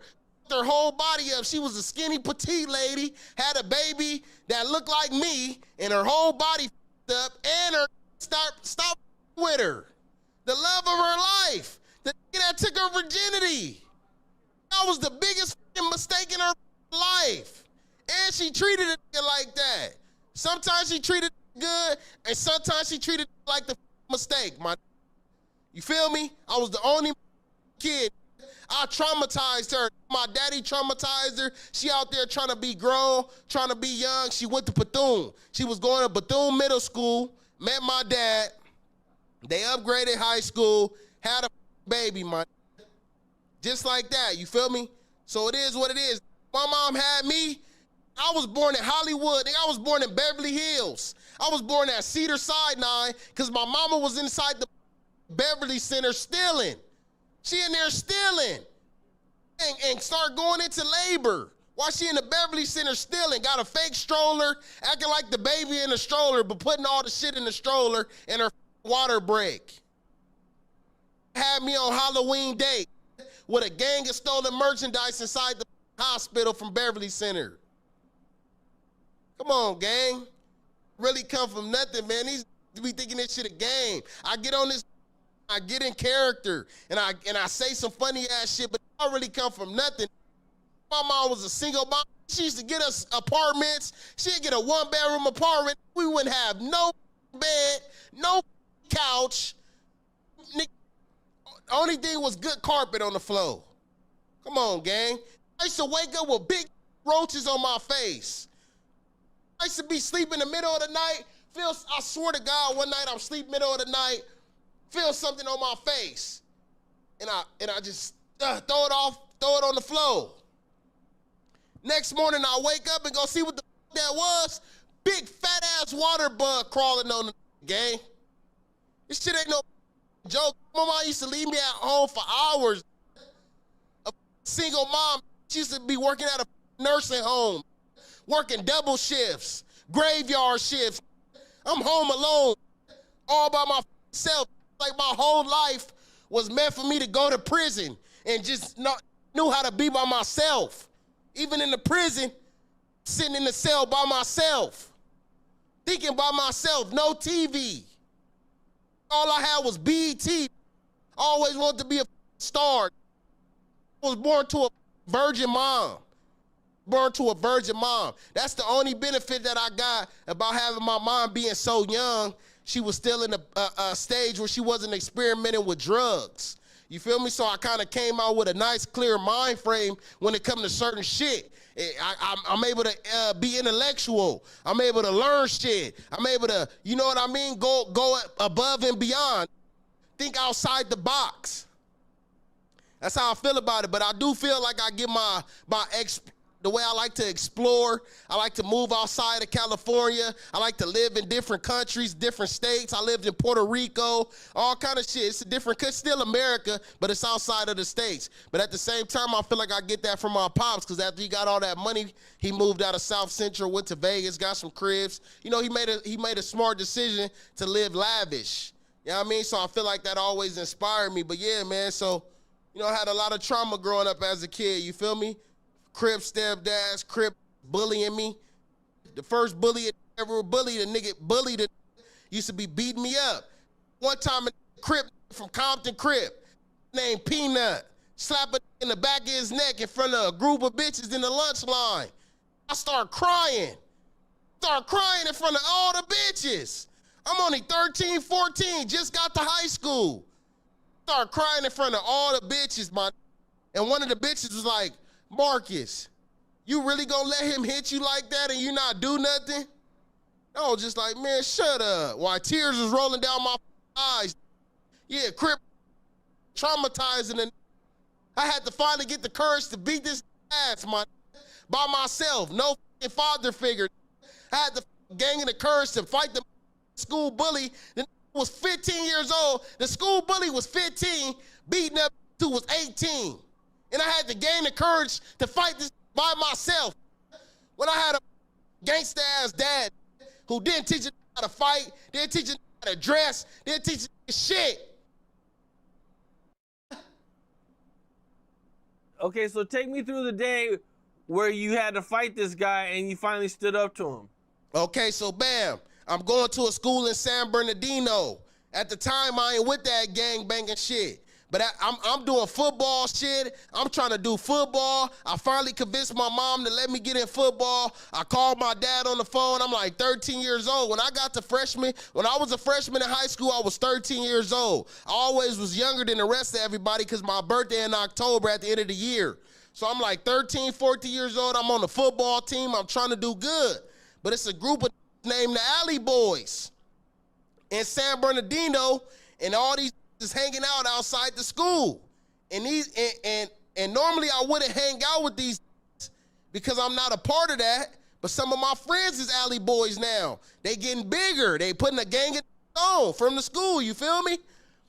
And some days they walk me to my house because when I was growing up, at the school that I was going to, San G, on the east side of San Bernardino, it used to be white boys. They used to ride around. They was called the Peckerwoods. They used to ride around and they'd jump out on you. They was called the IE Peckerwoods. And one day I had got into it with one of them at the school. And we had started fighting across the street at the park. And I broke his nose. But he was older than me. And every day after school I would walk home and his brother would chase me in the old Chevy truck. Yeah, pull up. This brother was grown. His brother pulled up, an I.E. Peckerwood, white boy with green eyes and blonde hair, pull up on me. You, what's up? You broke my brother's nose. You trying to stop the car and jump out. And a white boy with his nose broke was trying to hold him back. Like, nah, like, don't kill him, don't kill him. So after that, I started having some of the Alley Boys. I'll walk home with them instead of walk home by myself. The white boys used to have me a little spooked. I used to be a little scared to walk home after football practice, knowing that the white boys might jump out on it. You feel me? They was a deep-ass hood, I.E. Peckerwoods. That's the woods. When you go to the prison, that's the woods. Most of the woods come from the IE. So long story short, man. The Peanut, he was from Compton, Crip. Mind you, I'm already not feeling the Crips. I'm already don't f my dad. We don't talk that much. He already embarrassed me. I'm 13, 14 years old now. So long story short, the Peanut keep pressing me. He like, damn, I just moved out here and I'm already from Alley Boys. You been living right here. You been walking home with them and you still ain't got put on yet. You scary. And ever since then, he just started bullying me because he'd be a part of the group when we walking home. And they'd keep walking straight, and I'll make the left going to where I'm going to my house. But he just kept pressing me about that. So long story short, right, I still didn't get put on the Alley Boys shit. It was a little clique at the high school. But he started doing this thing to me where he catch me, and he hit me in the back of my neck.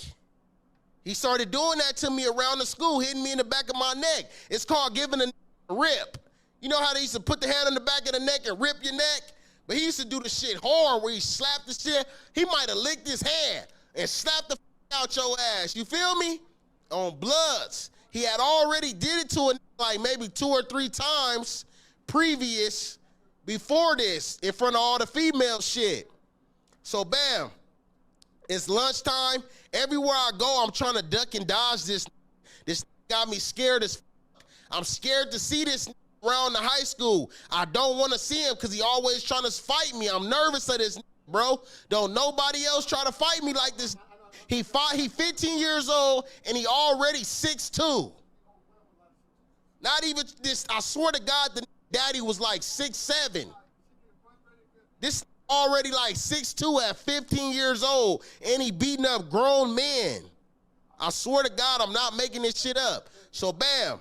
Every time I see him, I'm trying to avoid him. I'm scared of we around the same age, but I'm scared as bro. So bam, I'm inside the thing. It's lunchtime. I'm waiting in line. I'm standing in line. I'm laughing with people on the lunch line. I'm looking at the menu. They say they got pizza. I'm already thinking about what the f I'm finna order. I'm talking to the girl that's in the next line. We laughing, joking. Boom! It hit me in my neck hard as like this was the hardest one. Like if he was trying to show everybody, like, look, I'll be slapping this up on Bloods. So I'm like, okay, for sure. I'll start crying. I'm crying, blood on Paru, tears coming out my eyes. All the bitches is looking like, God damn, like, you know what I'm saying? Like, you just, and then one girl, like, you gonna just let him do that? I'm like, man, shut your ass up. And I just walked out the line on Bloods. The whole time I'm eating my lunch, I'm crying. I'm crying the whole time I'm eating I'm trying to eat my food, but tears just keep coming down my eyes. On Bloods, nigga, I go to class. Now I'm sitting in the class. This the same exact day. I'm sitting in the class. This is the last period of the class. After this is school over. But I gotta piss.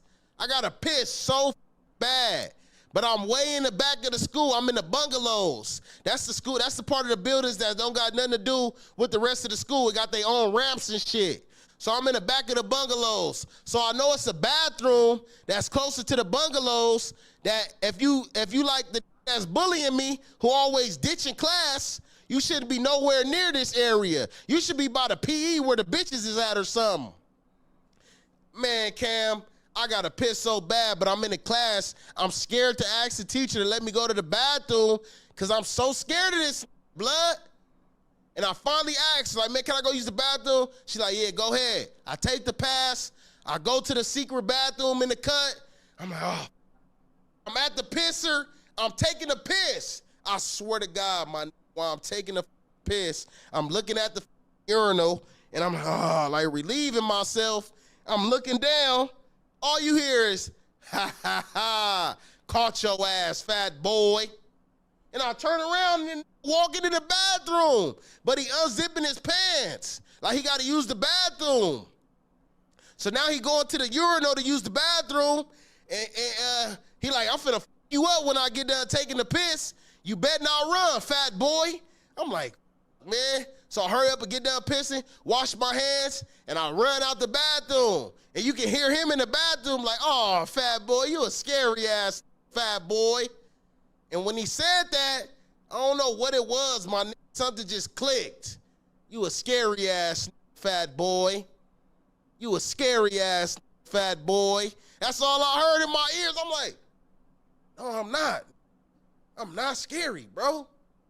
So I went behind the wall, and when you come out, behind the wall is when you come out the bathroom, you make a right, and you can either go out the door straight, or you can make a right and go down the hallway to another class. So when he came out the bathroom, I was hiding to the right. And he came out, and I heard him walking my way, I came from behind the wall, and I just started slapping him as hard as I could, bro. Just had my hands open, not closed fists, just open fists. Slapping the out of him. He just screaming. And I'm like, damn, he curled up in the ball to the floor. He like, bro, stop, please. And I'm like, yeah, keep bullying me. He like, bro, I swear to God, that's all I was trying to get you to do. All I was trying to get you to do was fight back, bro. I didn't want to bully you. I just knew you was I knew you could fight. Just fight back. That's all you got to do. You see, I'll be knocking out grown men. It's because I fight back. All you got to do is fight back.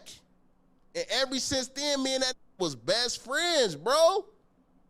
On Bloods, knocking out together, walking home. I quit the football team, started with the alley boys. Yeah, like turned into a little gangbanger, you feel me? Turned into a little gangbanger. I was trying to go the positive route and play football, and then I ended up being best friends with the bully, and the bully was on some gangbanging shit. So I just ended up turning on some alley boy shit, some San Bernardino alley boy shit. But a lot of people will try to crucify me for that, and they'll try to say alley boys is Crips. When we all know that AWOL is a Crip. AWOL started it, and then a nigga named Demon started it. Two started it. One nigga from Looters Park, and one nigga was from Backstreet Crip. So y'all know, always been involved with the power rules. Yeah, so yeah, just like that, man. That's the story. I was chilling, they bullied me, and I overcame my fear. The whole time I was scared. Even when I was in the penitentiary as a kid, claiming Paul Rule, I was scared. I knew nothing about the hood. I'm claiming the whole hood I knew nothing about. Asking me questions and shit. Oh, you know your homie, ooh. Yeah, hell yeah. The dark skinned one, they be like, nah, the brown skinned one. Ooh. Oh, I might be talking about this little homie. He used to be in there lying like a. I didn't know half the homies. Used to be in there lying. I was just a scared young trying to fit in. That's all I was. Scared young black growing up in California who wanted to fit in. His dad wasn't around. His dad was a gangbanger. You thought that's what life was all about, man. Didn't know nothing else. Didn't know nothing different. Mom worked all the time. Never get to see her. Either she working or she at the casino gambling all our shit. Taking all my shit to the pawn shop. Have a new video game for about a week. Then my shit going to the pawn shop. Don't got no TV in the house. It's at the pawn shop. These don't know, man. These don't know how I feel to struggle, gang. These don't know how I feel to take a piece of bread and sprinkle some sugar on the shit and put it in the oven because your mama left your ass with no food, blood. And you trying to make a fake-ass cinnamon toast crunch. Don't know how I feel to struggle. Got me up, gang. I'm King Pilotan. We turning the up. Yeah, these don't know what the going on around here. Coming in to tear these up, man. Because I really want to get on his head like, you a Russian claiming the Razak, and then you did some black people. You on some bullshit. You confused this. You talking about you are from the Razak, but you from Russia. You on some bullshit, man. And you dissing. You know what I'm saying? Trying to get your podcast to go viral. You know what I'm saying? Since we already recorded, I'm going to just keep going in on it. The Lucky talking about the African booty scratcher shit, it was very disrespectful. So when I called him a wetback, I wasn't saying that as a whole. I didn't even know he was Russian, you feel me? I was just trying to say some shit that went along with what the he was saying as an insult. When me growing up in juvenile hall and growing up in prison, it's a very immature mindset you gotta have. So if I diss you African booty scratcher, you wetback bitch, you gotta say the most exclusive shit you can say back, or you look like a mark. You know what I'm saying? So, yeah, I responded to that, you feel me? Because not only was he talking about Blueface, and Blueface didn't respond to it because Blueface is Zark. He didn't have no prison fights, and he was on the 50-50 yard letting the gay dude braid his hair. You know what I'm saying? But we'll talk about that in a minute. But Blueface didn't respond to the call him an African booty scratcher, so I took it upon myself to go on there and say what the I wanted to say my goddamn self, because not only was he disrespectful, but he was talking to a female Latina, and then he trying to like give like, oh, like, have you ever with a black, do you think Blueface is, well, you know what I'm saying? Like, he put it into the younger Latina girl's head to not with no black dudes. You know what I'm saying? Like, oh, he's an African booty scratcher. You dumb, we all was African. We all was African if you want to keep it real. Mexico was full of Africans before the Spaniards came. Let's be real. What the you think was in Mexico before the Spaniards came? Teaching Spanish, forcing to speak Spanish. The Mexicans was dark as, black as, look at Oaxaca, Mexico. Dark as a, stop playing with me. You can't go nowhere in the world and find an old great-great-grandma who not dark as a, we was all Africans.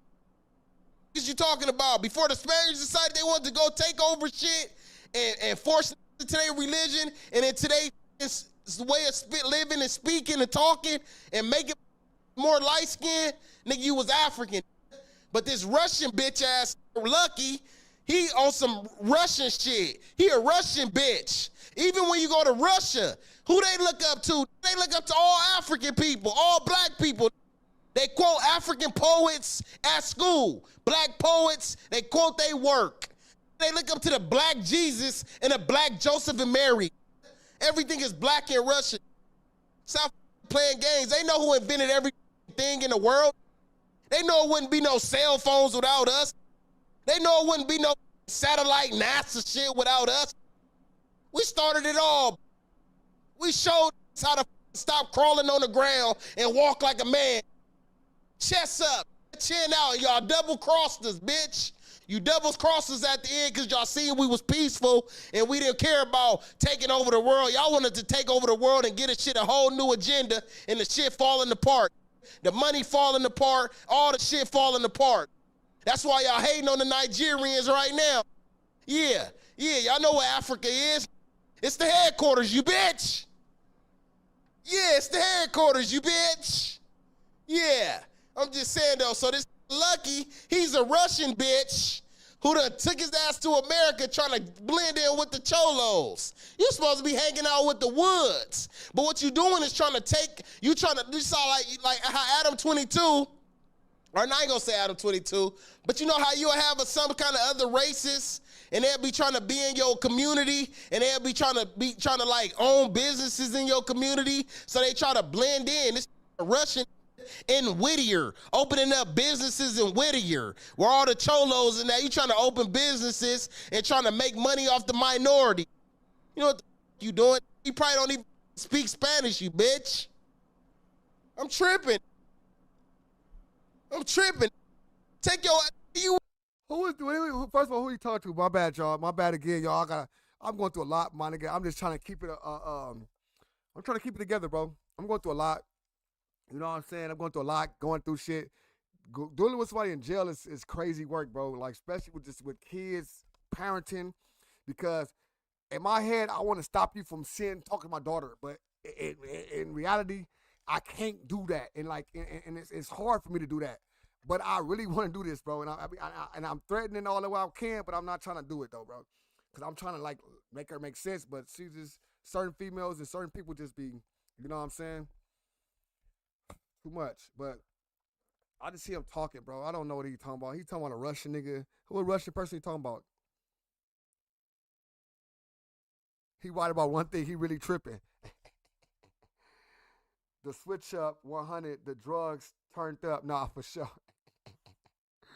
Oh, said he talking about the dude who said African booty scratch. All right, for sure. Okay. So he is Russian, but he is an essay though, cuz. So just because you a Russian doesn't mean you can't be from an essay gang. I don't care. Keep your head off for sure, man. I'm trying to, man. It just be a lot of this shit stressful, bro. I ain't gonna lie, cause it's like I don't know what's the right move. You know what I'm saying? The right move is what? Like I know that I gotta come to a middle ground to where you gotta just talk these 3 days. You know what I'm saying? Like let's get 2 or 3 days out the week. Let's probably talk on the weekends and shit like that, because this shit be too much, bro.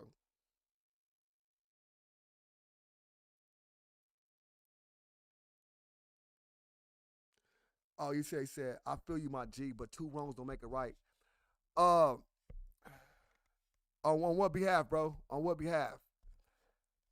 Because I don't know what I'm saying. You talking about King Peel? Maxwell, Maxwell House, what you talking about? King Peel?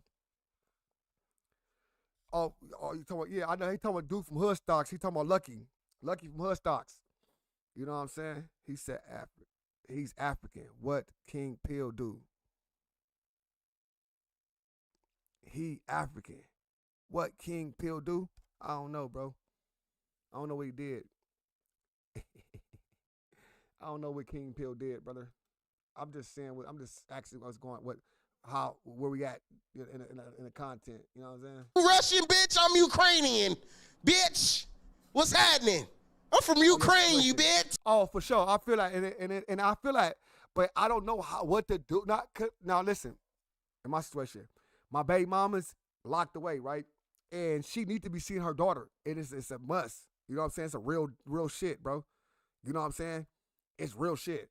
But I cannot have nobody, my daughter's well-being and my daughter's education and the way she's raised is way more important than y'all two conversation to me.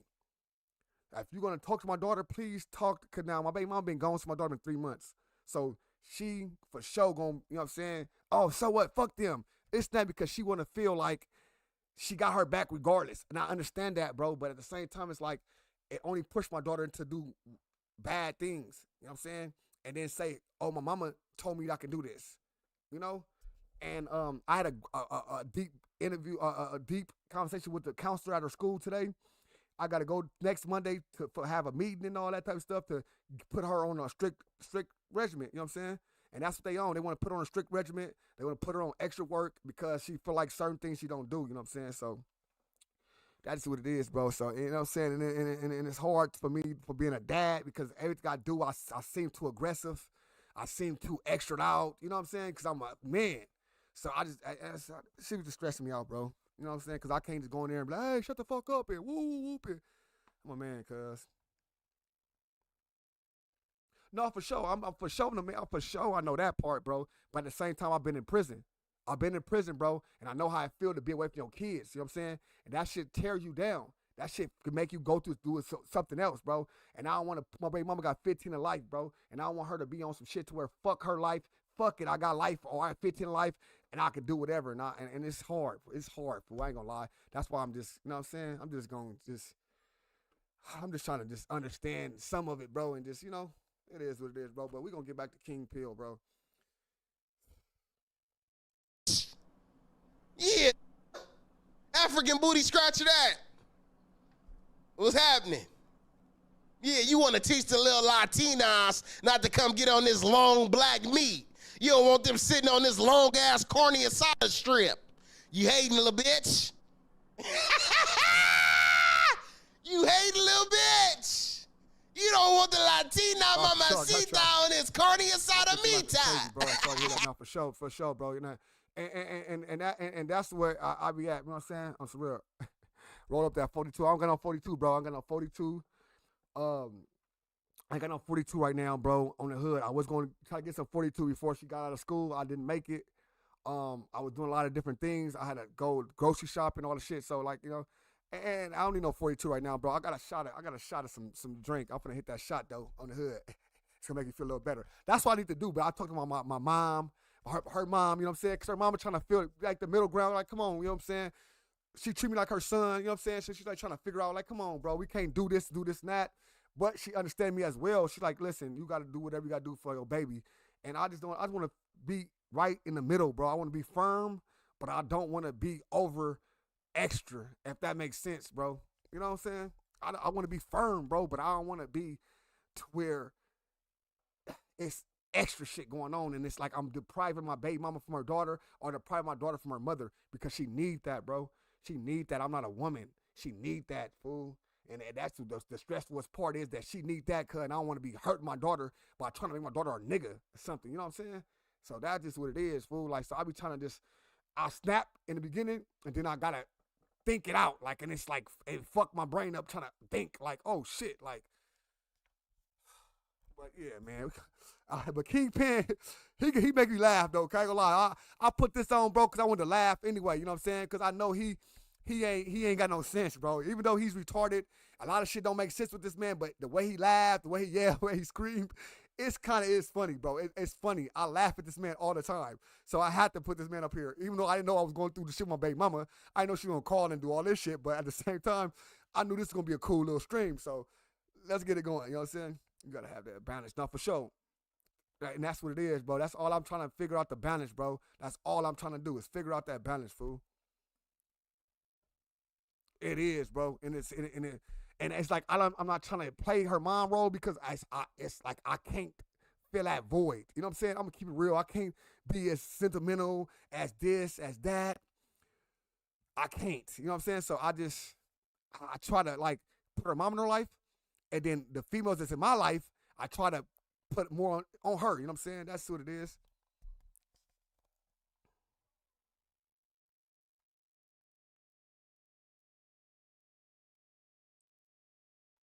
And that's easy to say than do, you know what I'm saying? Because her duty is to go against me because I'm dad. So I'm the I'm the enforcer. So her duty is to automatically go against me so she can seem like the good person. And I don't try to knock it because she in prison. So I'm like, all right, cool. But when it's fuck with the shit I got going on, man, it's just a lot, man. Oh, that's a lot, cuz. Fuck. But it's gonna be all right, man. I know it's gonna be all right.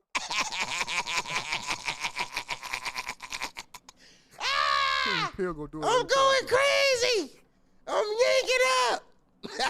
But Blueface. You know, hey, Cam.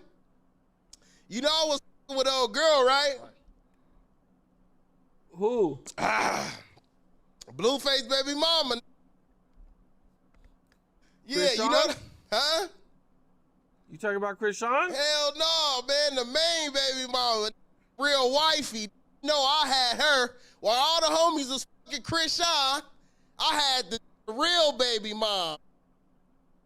Yeah, you didn't see us on Halloween? Yeah, you didn't see us on Halloween? Yeah, I had Jade and Alexis on Halloween. She dressed up as Drewski. I was Kevin Hart.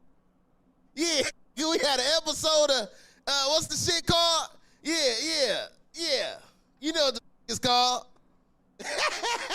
No way. Where are these pictures at? Are they on your IG? On YouTube, man. We was doing the Coulda Been Records event. She was Drewski. I was Kevin Hart. Hey, you ain't never lied, bro. You know 702, I swear to God, you ain't never fucking lied. Oh, the gang, the mom nature, it's the automatic rebel, cuz. Whatever you got going on, cuz, it's to rebel against, cuz. That ain't that. I swear to God, that's the part I really just had to. Hey, you know what? You made a lot of sense, cuz. And that made me feel a little bit better, cuz. Because I be feeling like, damn, it's just because of me and her. But it's just because that's a woman's job in the first place. Rebel against that nigga, cuz. On the set, cuz. Look at Eve. We had it all going on for Halloween, man. Jade and Alexis. Shout out Jade and Alexis. I just fired Clarissa. She was my manager. Blueface mama was my manager, too. Clarissa. Had to fire her ass. I've been knowing her since I was a kid. And she was on Shaq. Yeah, my uncle used to clean Shaq pool. He was the pool man. I used to be seeing Blueface mama over there with a thong at Shaq house. Yeah. That little Ray J was there. Ray J used to be over there swimming in Shaq pool.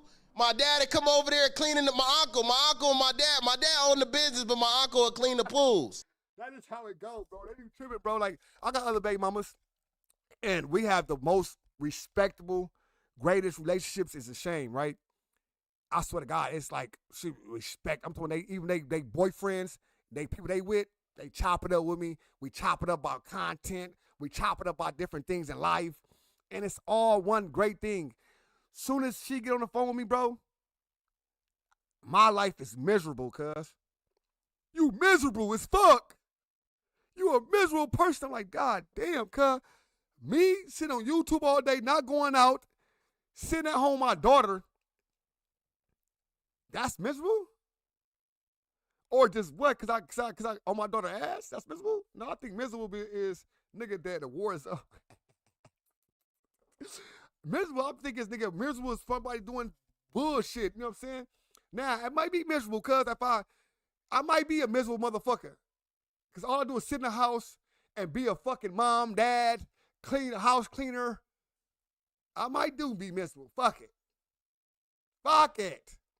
But this miserable motherfucker, right, is going to take his motherfucking ass to Michael's in the morning, deck my motherfucking daughter room out with all type of ABCs and 1, 2, 3s and cat in the hats and Dr. Seuss books, nigga.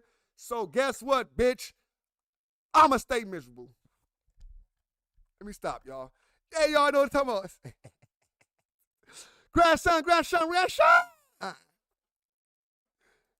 You know what I'm saying? He used to clean Shaq pool. Shaq used to have him come over, clean the pools before the big-ass barbecues.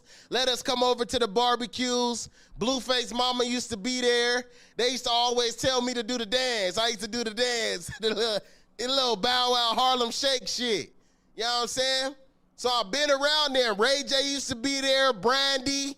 You know what I'm saying? Before Ray J started doing all this ass shit. Yeah, he want to put it, you know what I'm saying? I'll put Ray J on Power Root. Yeah, I put Ray J on Power Rule. I was 14 years old when I put Ray J on Power Rule. This. Now listen again, sir. You was 14 years old, not from Paru. You went to prison, went in a cell with a Crip. That let us know that you was not a gangbanging then. Simple and plain. Straight up. So you put him on Paru is crazy. Nah, for real. Nah, for real, for real. He put Ray J on Paru, and Ray J was like a kid. Ray J way older than this nigga. You was 14 years old. You wasn't really from Paru, bro. You got put on Paru in prison. How you gonna put Ray J on Paru and you got put on Paru in a prison? Straight up. Was already a grown man singing, if I had one wish, you would be my boo. I put him on Power Rule. On me. Yeah, I put Ray J on Power Rule. Yeah, ask him. King Pill put Ray J on. I was 14 years old. Beat the fuck out his ass in Carson. Put him on Power Rule. Hold on, bro. I need some details, bro. How did all this happen? Because I that's what I heard. His family is from, well-known bloods. Right. Yeah, in Carson, you feel me? You know what I'm saying? So he wasn't all the way official in Carson. That's what I'm saying. I used to hang out with him at Shaq house. When my uncle used to go over there to clean the pool, Shaq would invite us over. My uncle used to take his wife. He used to take me because I used to be helping him clean the pool and shit, you feel me? We was pool cleaners, you feel me? My whole family owned businesses all around L.A. My uncle used to be going to the place with Black Sam.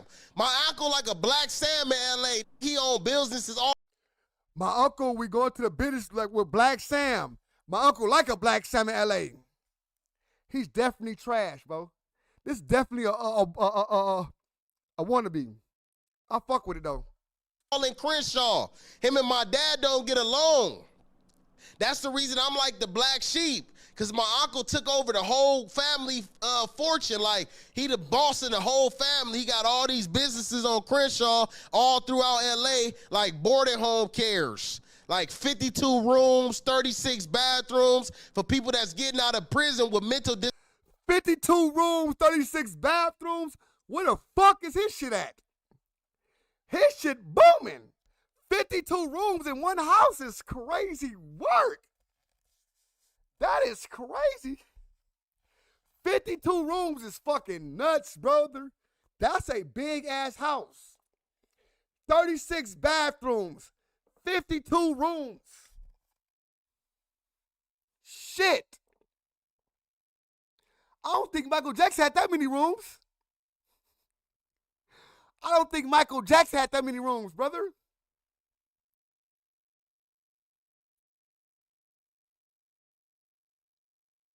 That motherfucking house is bigger than some apartment buildings. That one house is bigger than some apartment buildings. Straight up. 52 rooms. You got to imagine. 52 rooms. 52 rooms. Normal apartments have like 14 apartments. They probably 2-bedroom apartments. 14 and 2 is 28 rooms. They usually have 1 or 2 bathrooms in each of them. That's 14 and 28 bathrooms in an apartment building. Shit! Imagine one house. 50-something rooms. Money, Mysterious Monk, my boy Monk in the building, smoking session of Cam Podcast for showing his smoke. This is the smoker section of Cam Podcast. That's a motel. It damn near could be. It damn near could be a motel. Straight up. Sounds plausible. 50-something rooms is crazy though. Like, I don't think a lot of motels got 50 of them motherfuckers. A lot of them have like 20, 30 of them bitches. Maybe 40. But 50 of them bitches? Sheesh. 50. Shit. Shit. That's a lot of rooms, cuz. Had a 10th floor. That was had a 10-4 on the floor. It's crazy. He smoked out. Disabilities and shit. And he'd take them and house them. He Man, got that these was all over false. LA. But when my No dad mic. had that money as a kid, when he had the 300,000, he didn't give him none. And my uncle was the one who helped him count the 300,000. He helped him count the money. And he only gave it 2,000 for helping him. And moved to Vegas and left him in LA. Left the whole family. Left my grandma, everybody. Man, I'm talking about my uncle done got successful. He done married a doctor lady. He got all these boarding homes. Bro, he and my dad got such a vendetta that he used to take the shit out on me, Cam. I was like, you think I could, I'm like, you think I could borrow $50 so I could get some gas, so I could drive back to San Bernardino, go check on my other peoples, oh man, if I give you this $50, is you gonna give it back, or is you just gonna just keep it like your daddy do? Like everything he say, he bring up my dad, like man, do you know how to drive, or is you gonna go too fast like your daddy do? Like he used to just. This man is crazy work, bro. First he said his uncle took care of him. Now his uncle treated him bad. The man don't know where he want to stand with his uncle, his dad. He said his dad was an effed up person. But then he said he wanted to be just like his daddy.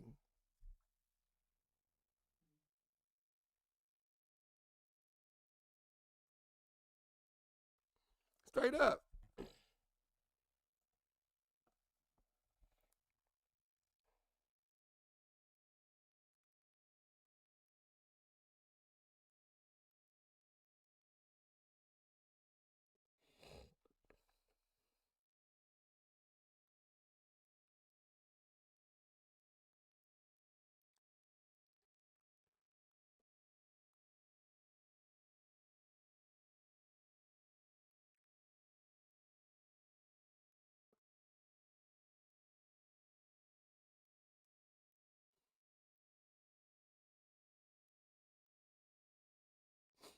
Hold on, y'all. You know what I'm saying? Let's get it back. Hate him, like had a big vendetta. And now my dad f***ed up and my uncle balling, he just be loving to throw it in his face. I can't call and ask for shit. I'm the black sheep, you feel me? Last time I was going famous and going viral, I went to LA, I stopped at my granny house, he was there, looking at it like I'm about to steal something from him or something. I'm like, God damn, I just came to say what's up.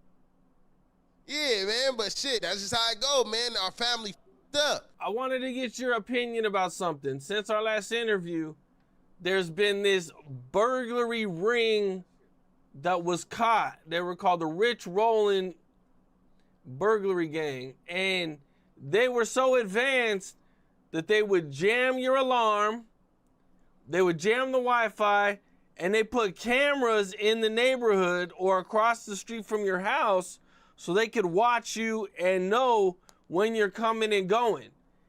And they were responsible for like over 100 homes being broken in and stole over $1 million worth of luxury goods. You know, I think you went to jail for burglary, right? Hell yeah, man. I one went to jail for burglary on a couple different occasions. Hell yeah. So what's your thoughts when you hear this story? Man, my thoughts when I hear that story is just the same shit I was saying, man. You got to use certain shit as a stepping stone, man. You know what I'm saying? Imagine these could have been. These could have been anything. These could have had a few things, hit a few houses, made some money, then advanced to being the top technicians at ADT. The top technicians putting in security cameras inside people's houses. Like, you know what I'm saying? Yeah, you could have been in the same community. You could have been the ones robbing the community and then went back to the same community offering to set up cameras in the community. You know what I'm saying? Got to start thinking outside the box, gang. We living in the new generation.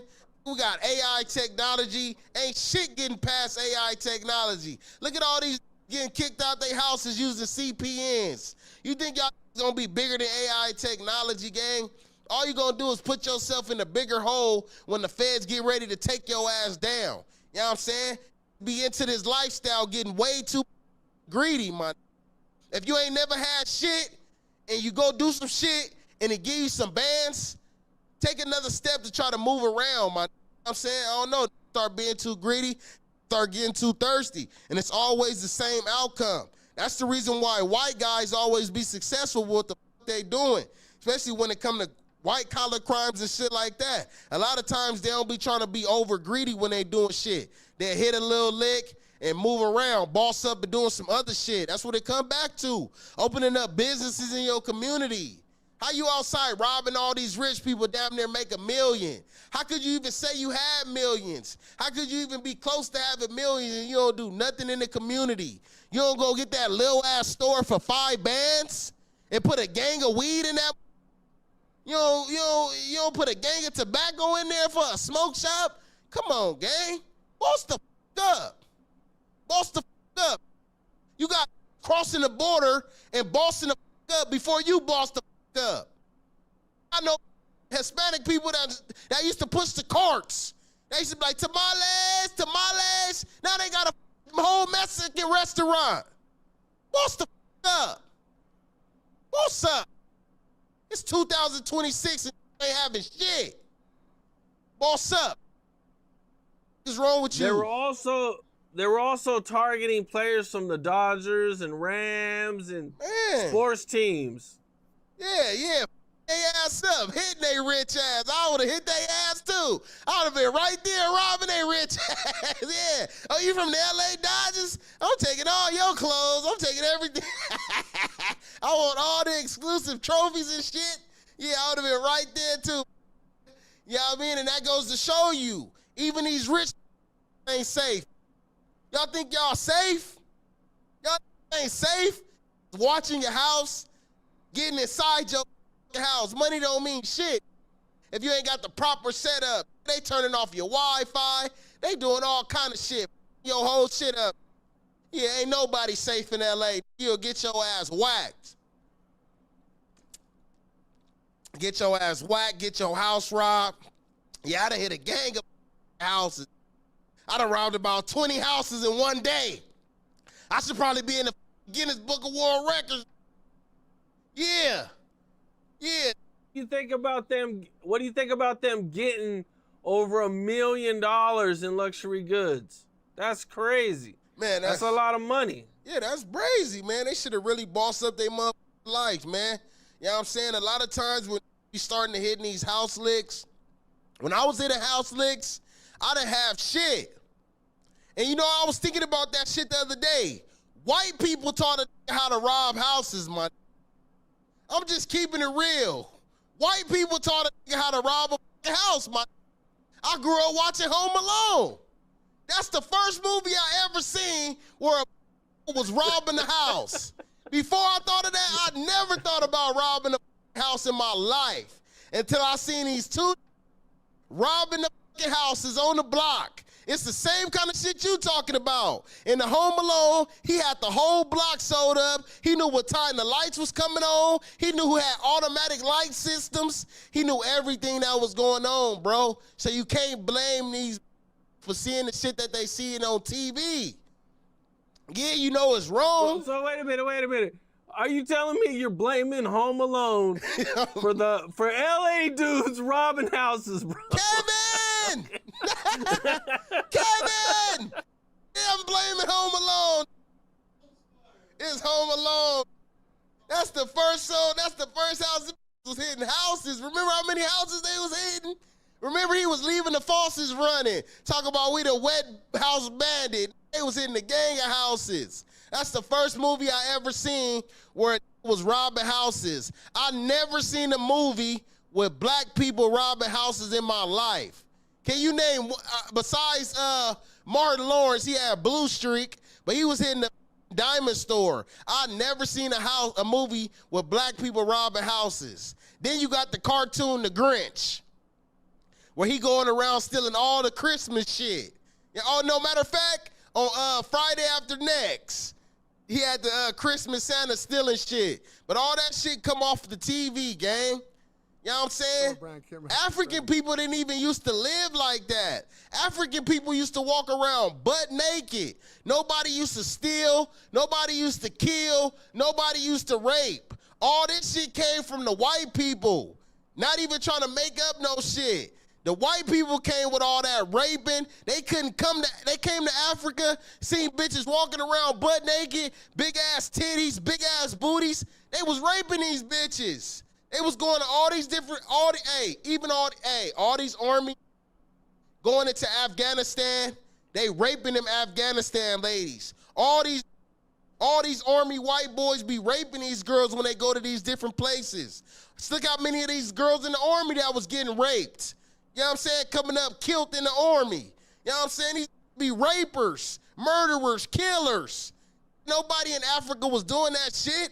We didn't even believe in shooting guns. That's the reason why we up, because nobody was buying guns. When China invented the trajectory system to make the shit bust.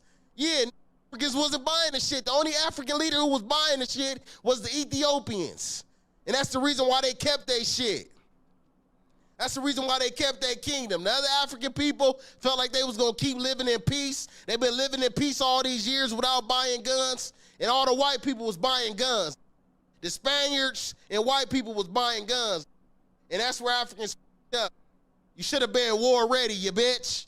Get war ready, because we got a lot of war shit going on right now. Venezuela war, China getting close to Taiwan. We bombing Nigeria. It's all kind of ISIS shit going on. Ukraine and Russia and shit. It's going up. We got 3-eye Alice in the sky ready to attack. Y'all know what the fuck that is, huh? Yeah, that's the shit that wiped out the dinosaurs, you bitch. Yeah, waiting on you to do something. Yeah, throw a nuclear bomb if you want to, Trump. Yeah, keep up. I bet you that 3-eye Alice shit strike this hard as a have all this shit turn into different climate changes around this. This nigga high, cuz. Hey, cuz, gotta be high, bro. I'm trying to let this shit go and let it play all y'all, cuz. But it's like the more I try to let this shit play out, bro, I gotta say something on the hood. This nigga is just high as hell, bro. He's mysterious, cuz. This is mysterious as fuck. This man is the super whooper. He's a blood general. Hold on, my bad, y'all. He a Crip general that turned blood general. Hey, Monk, you should have sent that Cash App, man. Fuck this. Fuck super chats. No, this is good. Greg gonna love that. It says Rose run on sentence. It says Rose run on sentence or on the run sentence. Because they should be locked up for public intoxication. You ain't never lied. He high as hell. He just high, brother. Don't blame his sentences. Don't blame him. He ain't got no sense. Bitch. Yeah, y'all better quit playing with the creators around this. You ain't bigger than the program. Yeah, it's going up. We fighting over silver. We all fighting over energy resources right now. Solar. Silver is the hottest commodity in the world right now. Silver going up to $1 million. We need silver for everything. We wouldn't have cameras. We wouldn't have TVs. We wouldn't have electricity. We wouldn't have shit if it was for silver. We need silver. Yeah, crank up. Blueface was in jail getting his hair braided by a man. He had his hair getting dreaded up by he was on the 50-50 yard, and he was the dog. He was on the 50-50 yard in a dog program where they'd give you a dog. Now he getting out of jail talking about, I'm gonna get you, none of shit too. Yeah, he was in there the dog. In the jail, the dog, on the dog program. Yeah, he was on some freaky ass shit, getting his hair braided by.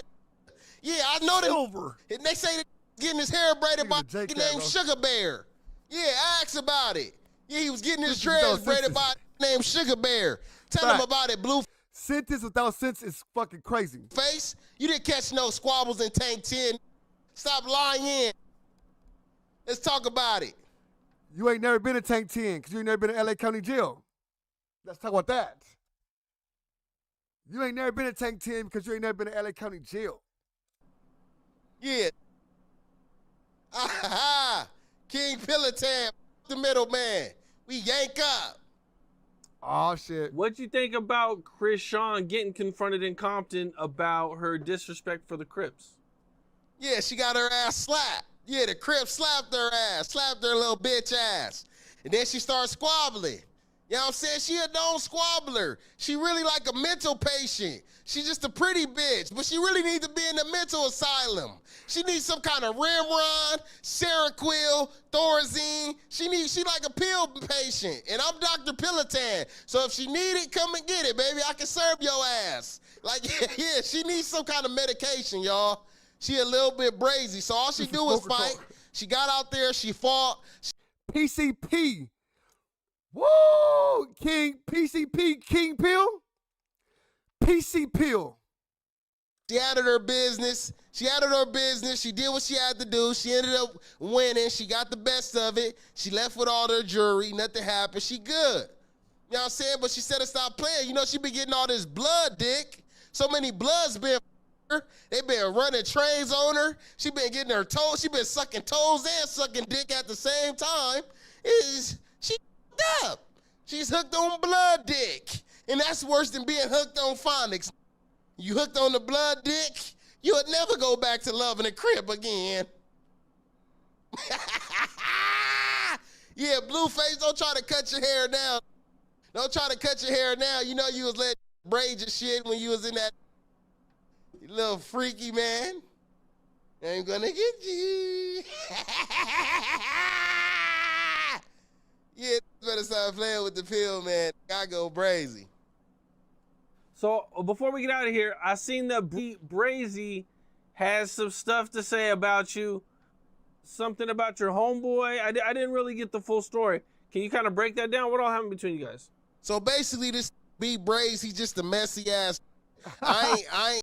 Oh, he just a messy ass nigga now. Ain't nobody me over, and I ain't got no smut on me. So instead of him trying to smut me, he tried to smut my homeboy. My homeboy tried to pay him for some kind of promo, and then after he did the promo, I guess some Crip got in his inbox that's from promoting our enemies. He get in his inbox like, yo, why would you promote him when he had some freaky videos when he was younger? And he had a video, I guess, where he was like showing his butt or some shit when he was like 10 years old or something, like a little ass kid. A normal little ass kid being raised by a single mom, and you on some little gotcha phone. Who knows what influenced you to do some shit? But Braves brung it up like if it was some shit that was recently. You feel me? And tried to like make it a big deal, put our hood all in the title. You know what I mean? So I got on there and talked like, yeah, we'll talk about the time where you was smoking the spice and you hit your mouth on the bunk and you thought you knocked all your teeth out. You was crying. No, I'm a D-Ride, I'm a D-Ride. You know what I'm saying? Yeah, on some J-Cat shit. But he gonna say I'm lying, of course. But it's a whole lot of shit, you know what I mean? So we just going back and forth. And if anybody got a problem about it, squabble up, lock it in. I'm with all that. Anybody chin over, give a fuck about the who's, the who's. I started that shit. I had the niggas in New York. I had the all on FaceTime in New York in the trenches. Don't ever play with me. Try to diss my homie because you hot, you mad about me about something. So that. Oh, the Bloods beefing. King Pill said, fuck B Braves. Whoa! I gotta for sure get that clip. Caused you guys to fall out? That was the whole, because you guys were cool at one time. Yeah, but no, it was before that. He said he seen the video of me where I had my nails painted, and that's where he didn't want to fuck with me no more. I had a video where I had my nails painted. I don't give a fuck about that. I don't give a fuck about you wanting to be my homie. Yeah. No, don't stay right there. Why you had your nails painted like a girl? You big Suwoo blood. Crip, ex-Crip. Turn blood general. Got pink nails dealing with transgenders. What's going on with that? Ex-Crip general turned blood general that paint his nails and deal with transgenders. Transformers, gangsters in disguise. Woo! A transformer fucking with a transformer. Autobots, unite. Whoa! Wowzers. Autobots. He want to be an Autobot real quick. Transformers, Gangsters in disguise. What the fuckery? He won't. Sheesh, crazy work. Crip and Blood is crazy. He's an ex-Crip that turned Blood general that like Transformers. Shit.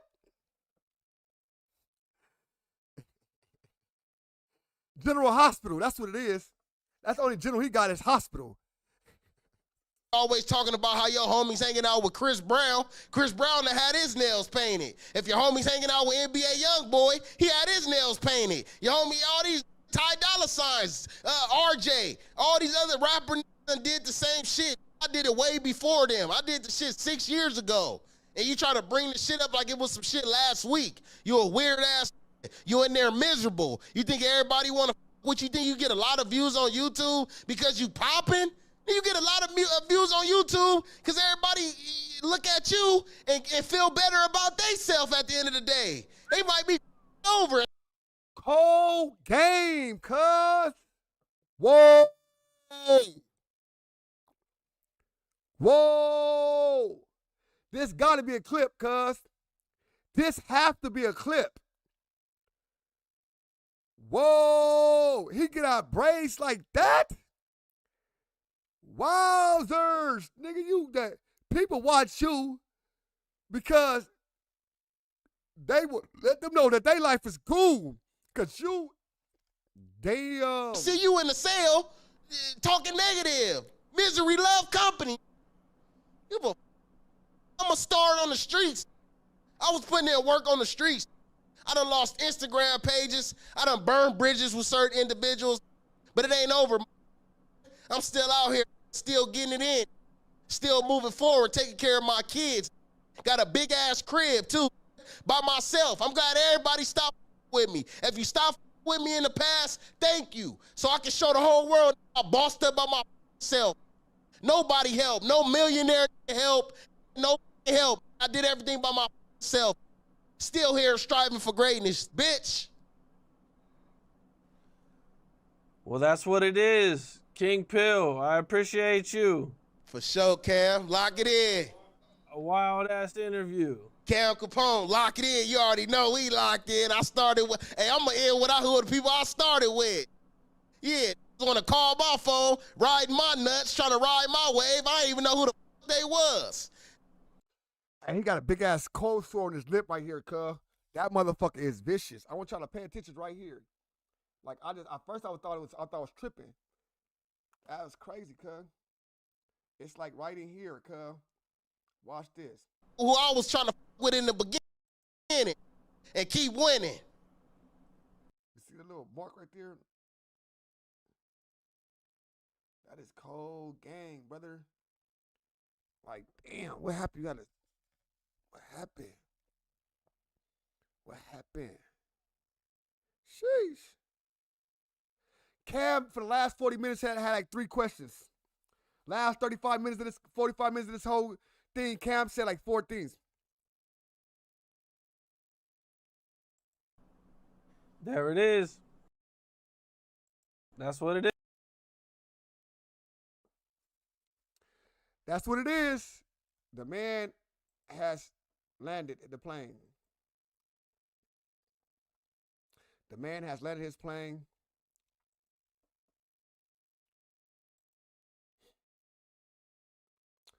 How y'all feeling? How y'all feeling? How y'all feeling, man? The man has landed his plane, man. He said what he said. He meant what he said. It is what it is. It ain't what it ain't. What y'all think about the King Peloton? Fuck the middleman. You know what I'm saying? Y'all feeling that? Y'all wasn't feeling it. It was a bunch of bull crap. He doing too much. He not doing enough. What y'all feeling? Cam Capone need to stop bringing these weirdos on the show. What? Let me know. Salute to all the subscribers in the building. Salute to all the people. Shout out to Slim, homie from the Oh, yeah, that's right. Yay area. Shout out to Yay area, bro. My bad. I see y'all super chats. My bad. Shout out to the Yay area. Shout out to the Yay. Smoker section. Okay, I read that one. I read that one. Okay, cool. SSB Goon. Salute to subscribe, man. Salute to everybody subscribe to the channel and all that, man. I appreciate everybody, man, on everything. Okay.